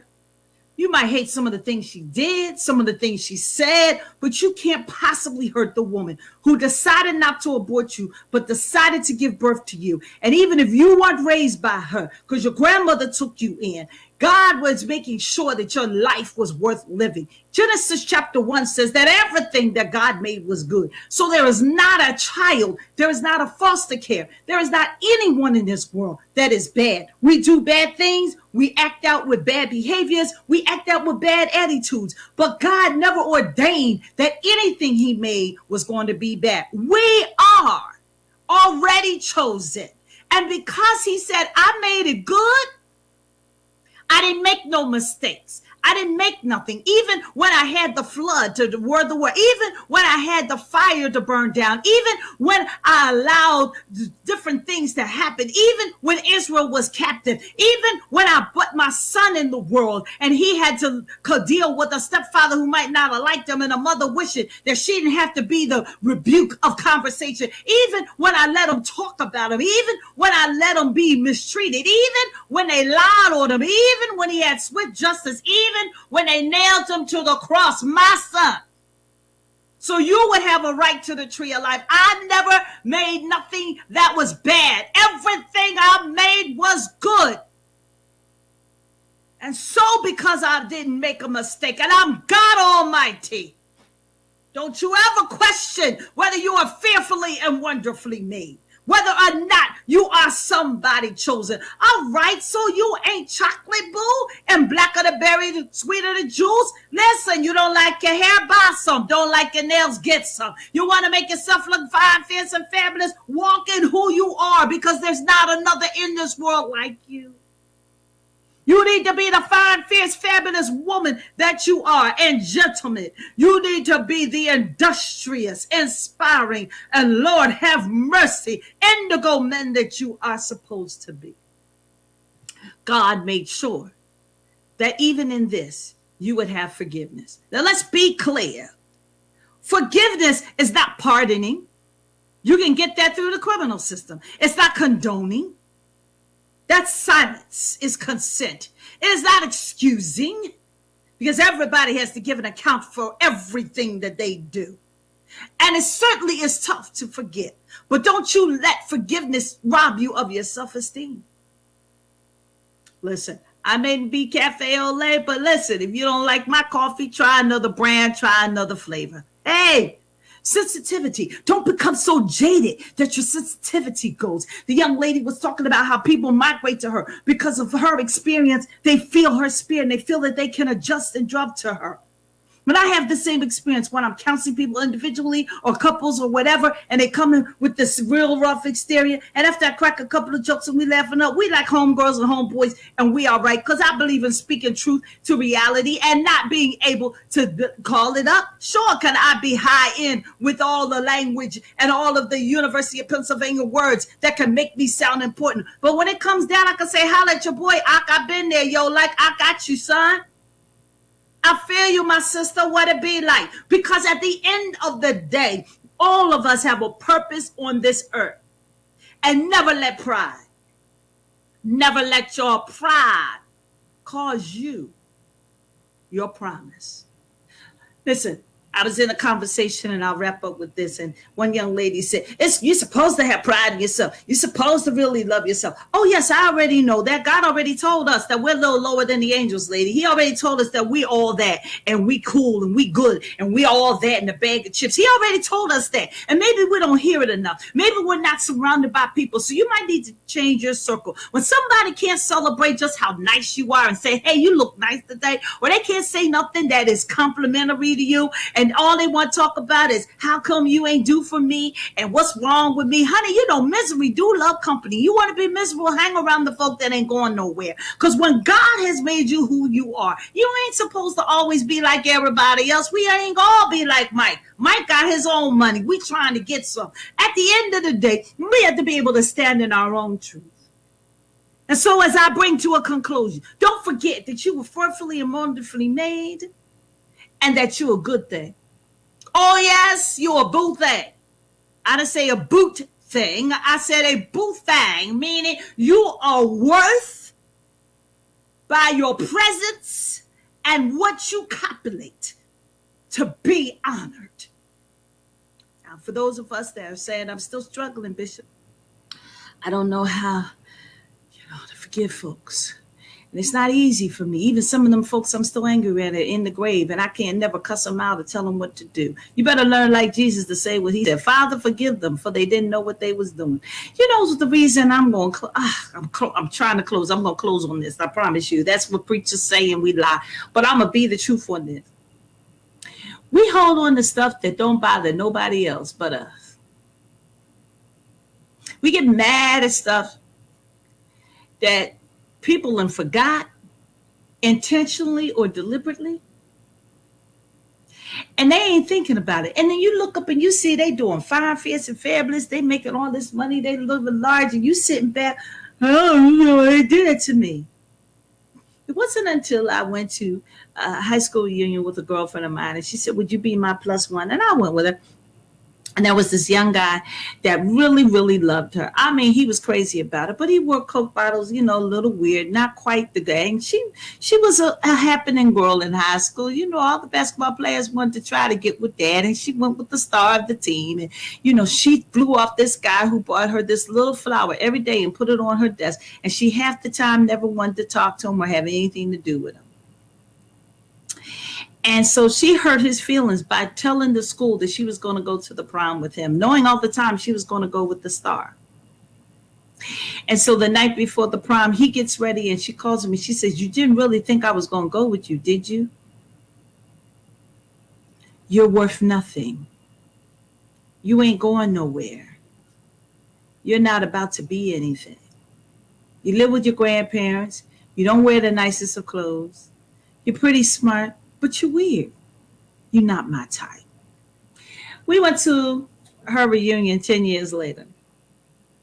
And we walk into the room and there's this stellar looking African American man that I'm being honest as Bishop. My mouth dropped open when I saw him walking this way. He was buffed up. He had a tailored suit that cost at least $3,000, a serious Rolex watch. No, you know, he had his hair. I mean, he was all in the bag gyps. He walks over to her and he says, "Hey, Cherie, how you doing?" I knew the voice, but I wasn't sure. And she looked at him. She said, "And who are you?" And he said, "I'm the one you rejected and thought that belonged in the trash, that wasn't worth your time, because my beginning you thought was going to dictate my end." Oh, let me tell you, I own $1 million home out there in the suburbs of Pennsylvania. I'm senior vice president of a Fortune 500 company. My Rolls is right out front. And here comes my beautiful wife. I just wanted you to know that what you thought was nothing, God finally thought it was something. I'm here to tell all of you today that if somebody told you you're nothing and you never amount to nothing, you're not going to be nothing, you were a mistake, you were mistreated and talked about, called all kinds of names, your beginning is not going to be your ending unless you want it to be. You determine how good a thing you are in God's creation. You embrace the mindset. If you need help, talk to somebody. We've had plenty of doctors and other people. Call me, shoot, hit me up on Facebook. I'll holler at you. But do not let what you're beginning or your life or things you couldn't control or somebody else's power, which was going to label you, dictate what God has for you in his world. Because, baby, the story is just beginning. And when we see the ending, God's going to sit back and say, "I knew it. Might have started off a little rough, but look how great they are in my kingdom." And at the end of the matter, it'll be well worth it when you stand before him and he says, "Well done." Be encouraged today. And do that, will you? Do it for old Bishop. God bless you. Oh. Wow. Thank you. Thank you. I was in the back having a fit over here. I hope to God. We was in the back throwing our hands up. Bishop, we grateful, you know, for what you said. So many gems were dropped. And you did not have to do this for me. We're so thankful because the people needed this. And we just want to say we honor you, we respect you, your history, your history. And babe, she took the time out to do this. You're humble. Yeah. Always just a phone call. Always just a phone call. Let me just tell you what she said. An archbishop. The first female archbishop told you to hit her up on Facebook. You know, in her position. Well, you can call me on my cell phone number. It's all over the web anyway. I don't have to hide it. Just call 215-901-3372. I do answer my phone. It's it right here. Amen. Bless the Lord. Archbishop is humble. We thank you for coming on. God is good. Thank you so much. I appreciate you, and you guys be fierce, fine, and fabulous. Thank you. I want to be at front row seat for all y'all be into. Amen. Y'all heard that? Love you, okay. We got you online, Bishop. We're going to have you in the couple conferences now. Thank you so much, Bishop. Guys, y'all just heard history. This woman is a woman of God. She is literally not Black American history. Follow her. Thank you so much. We'll be in touch. Thank you, sweetheart. Y'all be good now and behave yourselves. Yes. Wear your mask. Look, that's the mother talking. Yes, Bishop. Bishop. She was so amazing. So I think this network amazing a lot today, and need a better word, but I don't even have a better word right now because the doctors. She was so just like relatable, just relatable. She kept it real. She was just like, listen, this is what it is. Boom, boom, boom. I loved it. We needed that. And that's the first arch talking regular. Look. Just regular. Yeah. Just regular. And that is literally my friend. I text her, we talk. That is a power. And she just told the world, if you need me, reach out to me. Reach out to me through Facebook. Don't be calling her. Because she got a lot to do. Archbishop, excuse me.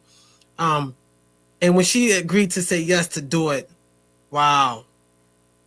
I can't believe you would have told me years ago what I have an archbishop and that, the doctors and all these people, and you the host, never. So I'm so grateful for you for being on here and helping us. Wow. Well, guys, that's the end of our speakers. We do have 2 performers. These people are amazing. Malachi's up next. I seen Malachi at my church grow up as a young man and now as a grown man doing his thing. I want y'all to listen to him. And then we're going to go to Nettie. And then me and Tori is going to close out. So I hope y'all enjoy this music. And now it's time to unwind. Yo, guys, thank you so much for y'all tuning in. This is 3 hours and there's people still on. And I still have people in the back room watching. And I'm grateful for you. Thank you so much. Let's bring out my boy Malachi. Y'all going to be in for a treat. Yo, my bro. Yo, what's up, bro? Can you hear me? Yes, we can hear you good. Okay, I'm grateful for you. You know, me and him, he always supports me, guys. This guy is amazing. He's an amazing talent. And if you need him for your conference in person, you need him for that wedding, he can do it all. Look, go ahead, bro. Do your thing. We're going to unwind and listen to you. We're going to get out your way.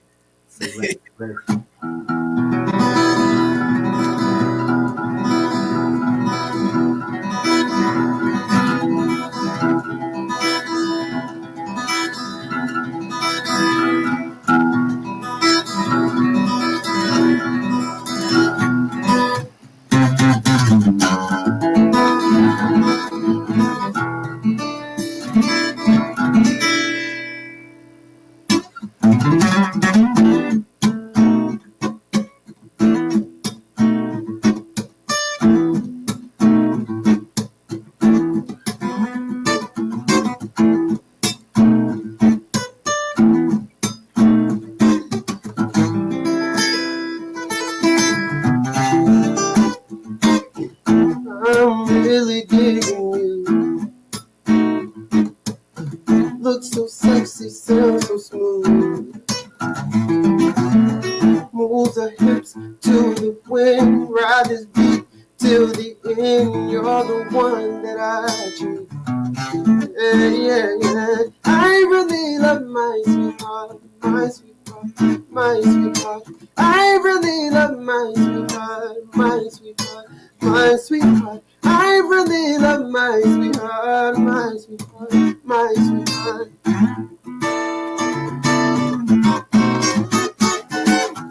Been together through thick and thin. Stormy weathers, remember them. Like moving from place to place, separated and no fate. But you're an amazing grace, cause I really love my guitar, my sweetheart, my sweetheart. I really love my sweetheart, my sweetheart, my sweetheart. I really love my sweetheart, my sweetheart, my sweetheart.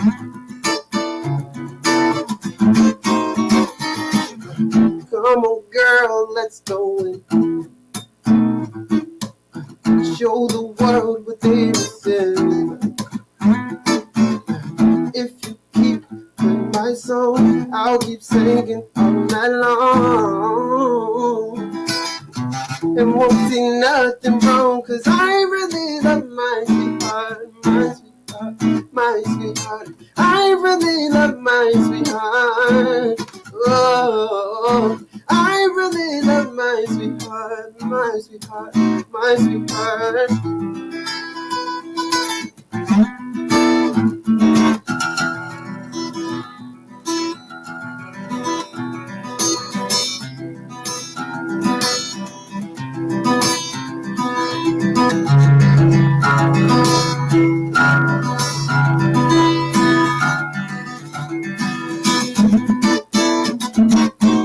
Cause I really love my sweetheart, my sweetheart, my sweetheart. I really love my sweetheart, my sweetheart, my sweetheart. I really love my sweetheart, yeah.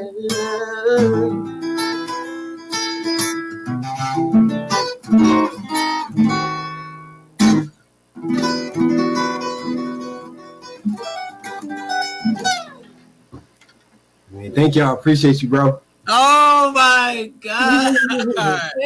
Where's your album? Where's the album? I'm actually working on my second project right now. Okay. We need, like, see, this is what I'm telling, bro. Like, they want it. When they hear it, wow. What's the name of the song? I really love my sweetheart. Oh my God. With a visual, it's going to be a smash. Like, I'm telling you, it's I great. just want to thank y'all, man. Like, especially, I don't mean to cut you off, bro, but you gave me a lot of, like, encouragement. Like, you know, when I started doing gigs, and you gave me a lot of game on certain stuff. So I just want to appreciate you still, like, you know, linking up with me and staying in contact with me, man, to keep me going. Every time I see your posts, like, I just get encouragement from there, because you're like the epitome of, you know, consistency and being persistent, you know, and that's real. That's real, like, major, especially this time of day, these time of days. So thank y'all. I appreciate y'all for having me on it too. Yo, absolutely. And any conference I have, I'm going to plug you. People need to hear you.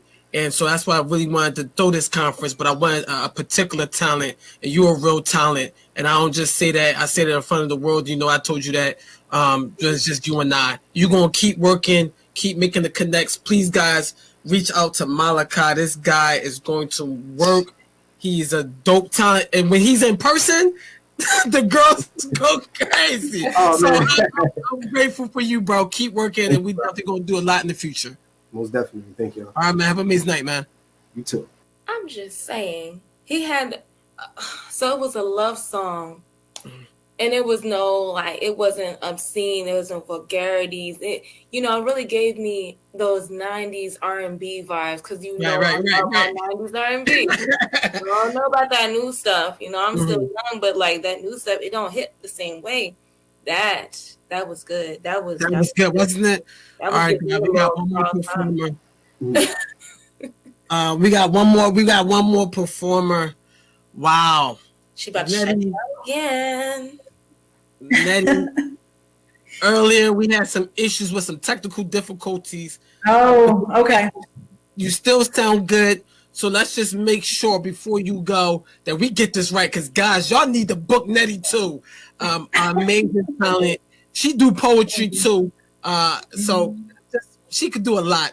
But guys, let's just make sure we can hear you. So if it's not right, I'm going to take you off, and then we're going to try to bring you back. Maybe you need to go somewhere else in the house. But we're going to get this right. Like I said, I'm glad Bishop and Natalie brought it up. We're going to get this right before we get off of here. All right? All right, You hear so us? I'm gonna start playing it, and then you tell me if y'all can hear it. And hold on one second.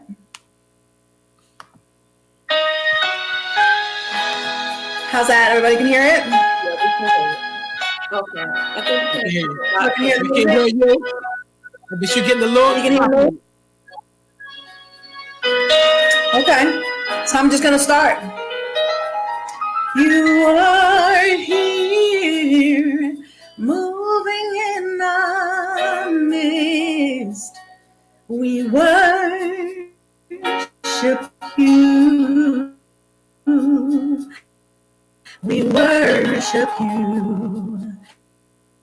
You are here, working in this place. We worship you. We worship you. You are a way maker, miracle worker, promise keeper, light in the darkness, my God, that is who you are. You are a way maker, miracle worker, promise keeper, light in the darkness, my God, that is who. Okay. It's still messing up. It's still messing up a little bit. So we're gonna make sure that she gets this right, because this is a powerful song, and I want to make sure we get this right. Thank you for the 7 people that's still watching on YouTube and everything. We just want to get this right, because guys, I really want you to reach out to Nettie, who's a powerful singer. And sometimes the internet and the streaming acts up. But one thing I will tell you, like we doing today, we're going to keep showing you today, is that we're not going to give up, and we're going to have that tenacity until we get it right. Just like we did with Kenyon, we're going to get it right. Dave, did you want to talk more about your brand and where you going this year? Anything that you have coming up? This year is about, this year, this whole season that I'm in, this is a season of excellence. So it kind of like piggybacks off of what you just said about us, continuing to keep going until we get it right. And that's where I'm at with my brand at this moment. There was a lot of times along the way, that I wanted to give up, but you got to continue to go and continue to get stronger. And this is for any person out there who is an entrepreneur, an up and coming entrepreneur, whatever you are. There's going to be some dark times in your life. There's going to be some times where it gets really rough, but you have to continue to go, continue to push. Somebody needs you. And, every now and again, I feel my purpose fulfilled when I hear people tell me, oh, what you said on the Daily Nugget today, that was fire. That was deep. I needed that, And so one of the other speakers before this said that, you have to continue to fill that cup. I believe it was Dr. Tina Scott. You have to continue to fill that cup as people who encourage other people, like myself on the Daily Nugget with Tori Live. And I'm constantly filling my cup, constantly getting the right people in that circle so I can continue to put out quality. It really is about quality when you are a creator. You don't want to create just any old thing and put it out there. Correct. The reason why I'm, not removing, like everything that's already on Facebook. You guys can find me on Facebook at Tori A. Manning. Everything is already there for the Daily Nugget. All of the years up until now, it will remain there.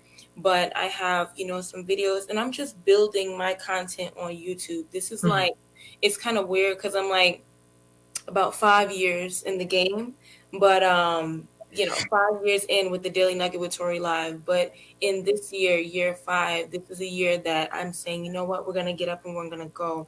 We're going to use all of our talents and we're going to make things happen.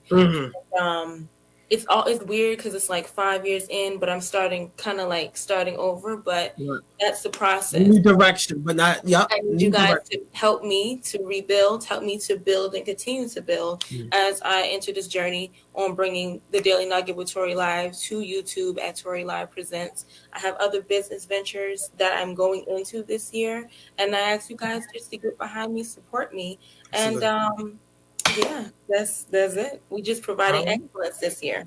All right, we got Nettie back. Nettie. Hello. All right, we can try it again. Oh, you sound crispy this time. Oh, crispy. We're gonna get it. We gonna get this right. We not giving up. This ain't that type of conference. We put in the work, and we gonna get it right. You are an amazing talent, and we want people to hear you. Thank you.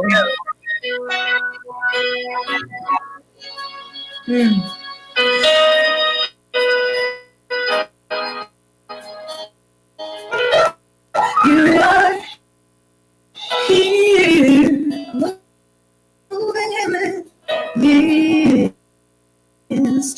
We worship you. We worship you. You are here,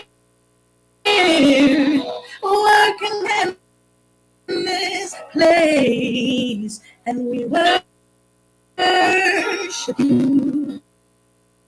We worship you. You are a waymaker, miracle worker, promise keep light in the darkness, my God. Okay, we're still having a bit of an issue. I'm trying to figure out what might be the issue. Give me 1 second. 1 second.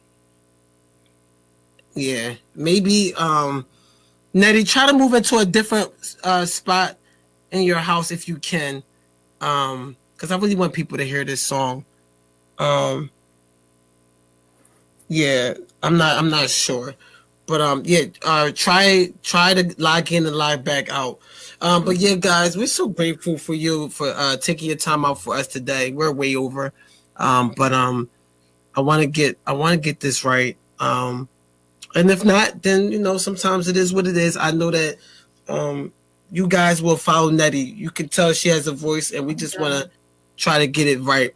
But guys, I'm so grateful for everyone that came out today. Make sure you follow all the speakers. Make sure you follow the co-host Tori. Make sure you follow me and like my page.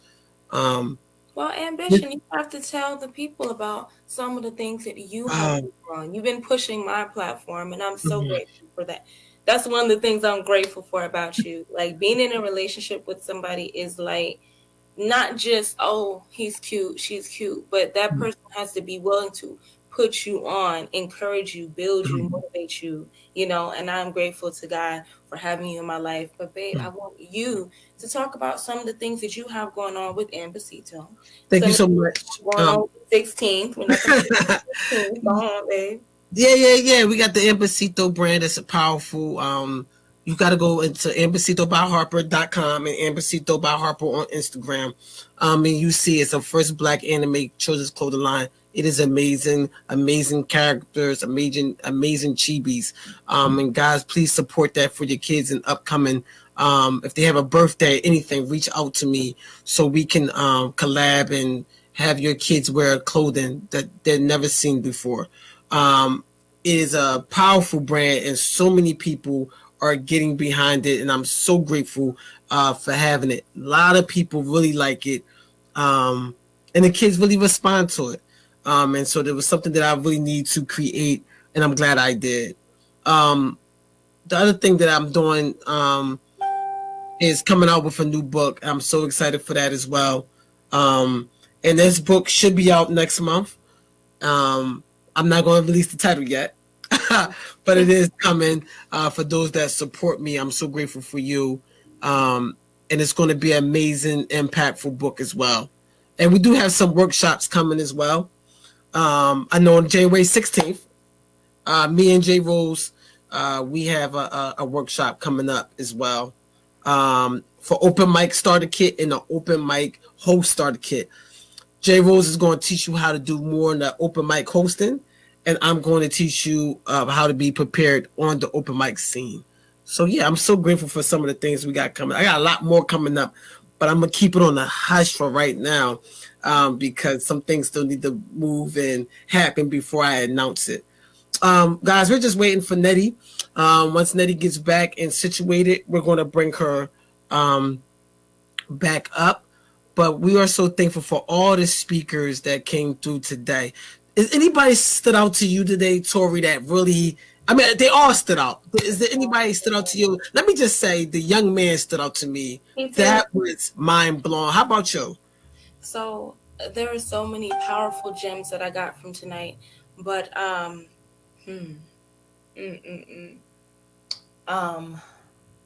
there was the young lady from Canada. I love her because like of her amazing storytelling ability. And who else had great storytelling ability? Natalie had a great story. That Jamaica, that wow. Yes. Natalie did well. The pastor, Eric, we want to thank you too for coming out. Again, these people are running the whole churches and networks. So we just want to thank you for talking about forgiveness in the way you did. I think we got Nettie back. Let's see. Okay. All right. You look more crispier this time. Unmute yourself. So is the quality of the sound okay? The quality looks better. But when you start moving, it looks a little bit choppy. But we're gonna try it again. Go ahead. Can you sing a line real quick? Just sing a line really quick to see if we got this. With the music or without it? Without the music, really quick. Let me see. Okay. You are here, moving in this place. We worship you. We worship you. Is that all right? That's good. That music better not mess it up. I'm thinking maybe it's the music. If you're playing it through like some kind of speaker set, maybe it's no. It was through the laptop. So I'm off the laptop. I'm on my phone. Good. To see if it's playing in the background, and I'll play it soft. Okay. There we go. Let's see what that does. but that's it. I think we sounds got okay. That sounds good. Okay.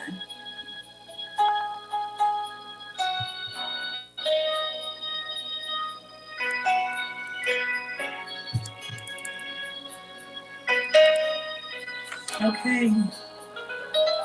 You are here, moving in our midst. I worship you. I worship you.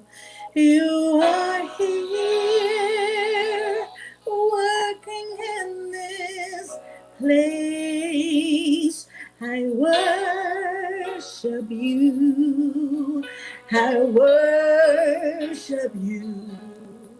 You are a way maker, miracle worker, promise keeper, light in the darkness. My God, that is who you are. You are a way maker, miracle worker, promise keeper, light in the darkness. That is who you are. You are here, touching every heart, and we worship you. We worship you.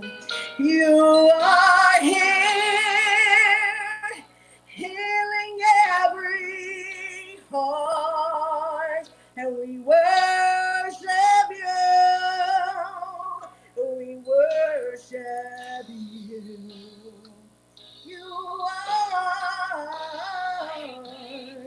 miracle, promise keeper, light in the darkness, my God, that is who you are. You are a way maker,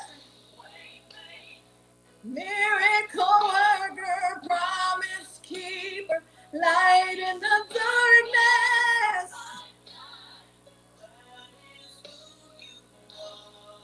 Lord, you are here, turning lives around, and we worship you. We worship you. You are here, mending broken hearts, and we worship you.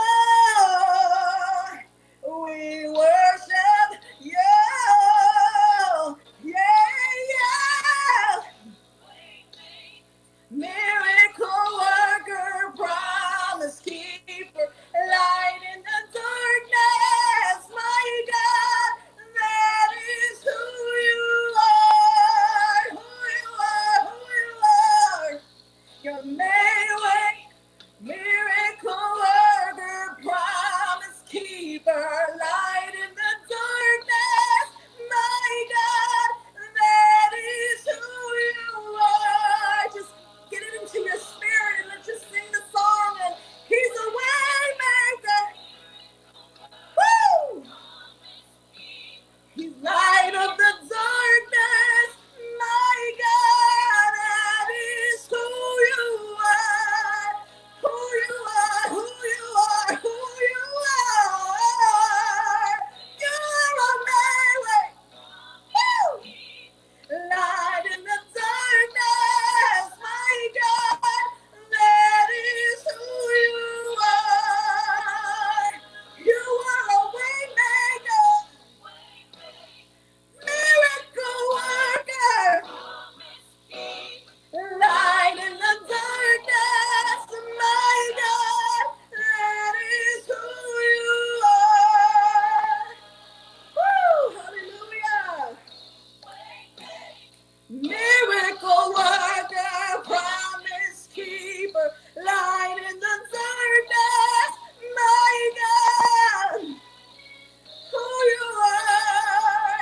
And as we come to a close in this conference, let us never forget that when we offer our worship, it's in exchange for our unforgiveness, anything that's our old baggage, and we have to thank the Lord because it removes all the stumbling blocks.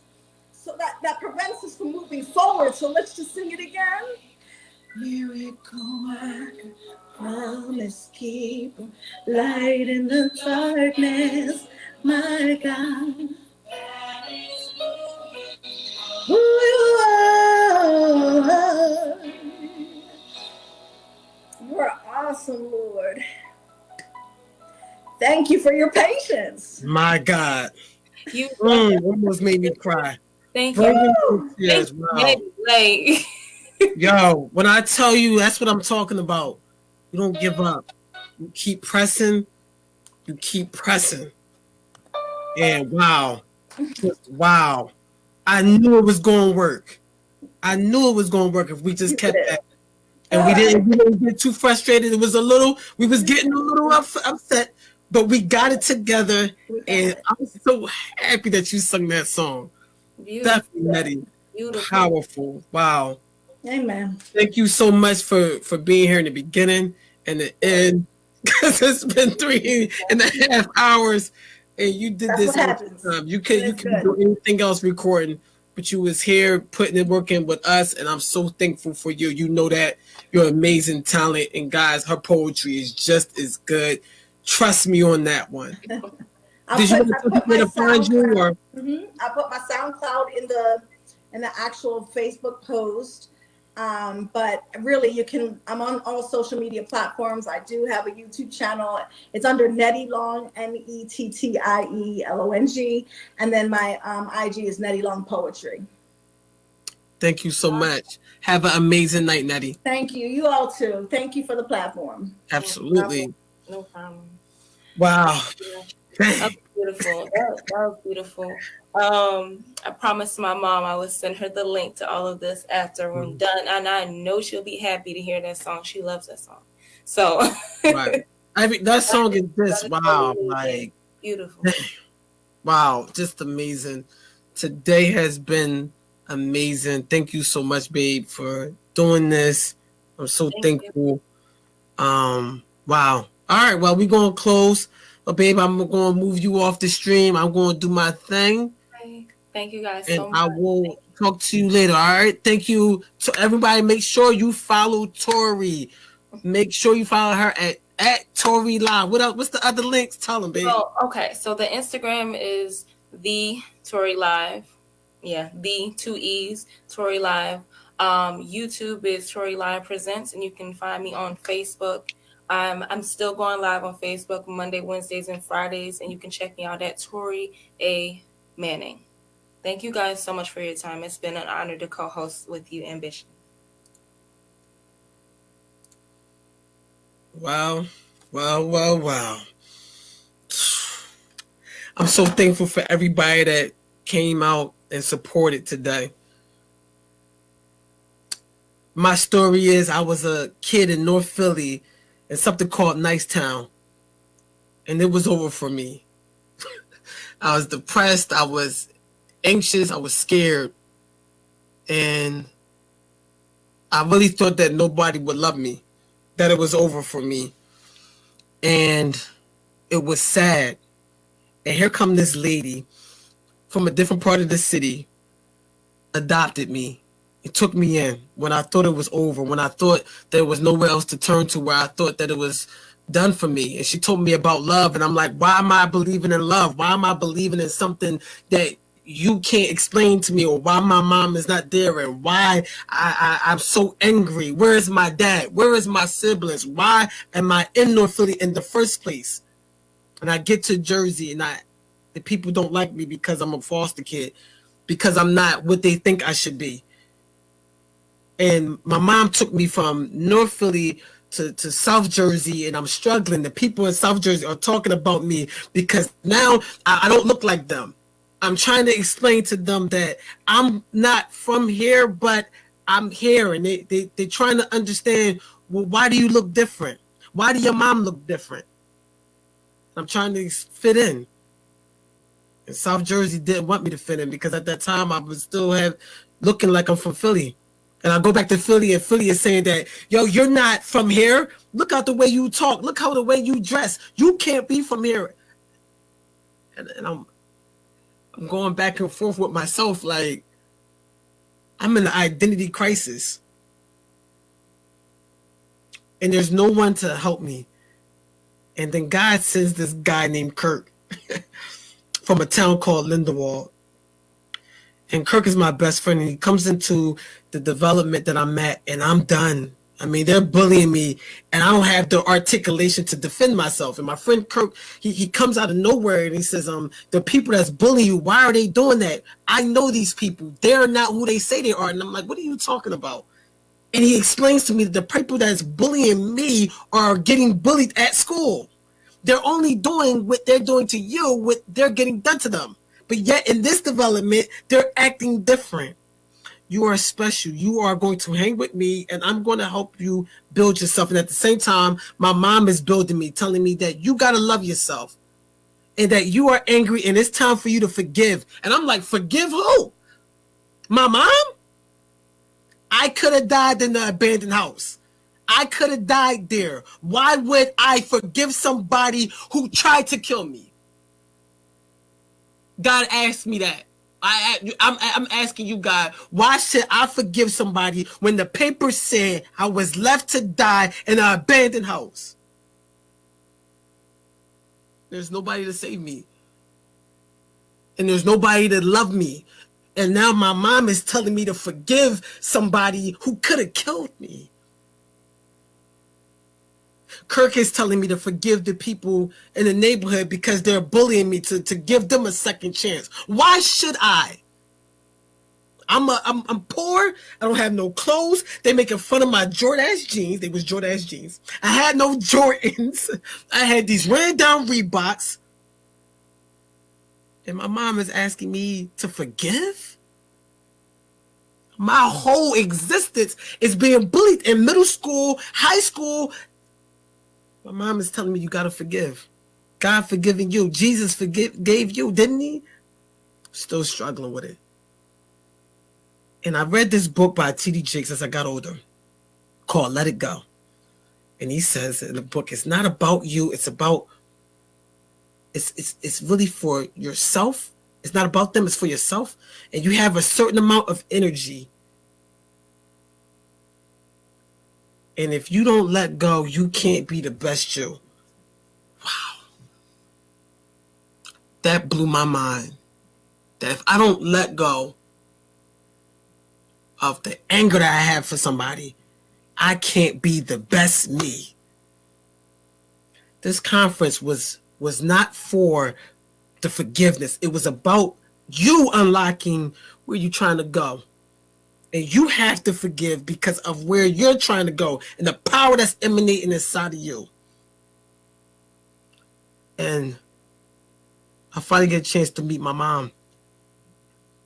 And I was so angry that I thought I was going to say all this stuff to her. When I see my mom, I'm going to say everything that's been done to me, and I can't. My soul, my mind, my spirit said, absolutely not. Look at your life and where you could have been. I'm telling you right now, if I would have left you in Philly with your mom, with your family, you would have died. Be careful of what you're saying about your life. I saved you. You need to forgive and move on. And it was the biggest conviction of my life. To forgive somebody, like the young lady said before, that didn't deserve it. Who am I to say that someone doesn't deserve forgiveness? And then unlocked myself and then unlocked my power. Now, if you would have asked me, would I be doing a foster care conference about forgiveness, I would have laughed at you. Because I was the person who never had forgiveness. Guys, I'm so thankful for you. And forgiveness is not easy, especially when it comes to your parents. But I believe that you're going to achieve it. Please keep going after it. Thank you for all the amazing speakers that came today. I believe we made history today. A foster care conference strictly about forgiveness. And every city and every portion in America needs the forgiveness. We need it. Especially for African Americans. Some of the things that we hold in, the traumas, and the things that we go through. But forgiveness is the key that's going to unlock our power regardless. Well, guys, thank you so much. This went way over, but I'm glad it happened. And best to believe we'll be doing another one again. Thank you for everybody that tuned in. God is going to bless you. God is blessing me. I hope this conference helped you. I hope you do the replay. Y'all have a good night. And I will see you in the future. We're going to make moves. And remember to boss up. You no longer have to wait for somebody to tell you and put you on a platform. You create your own. Good night, guys.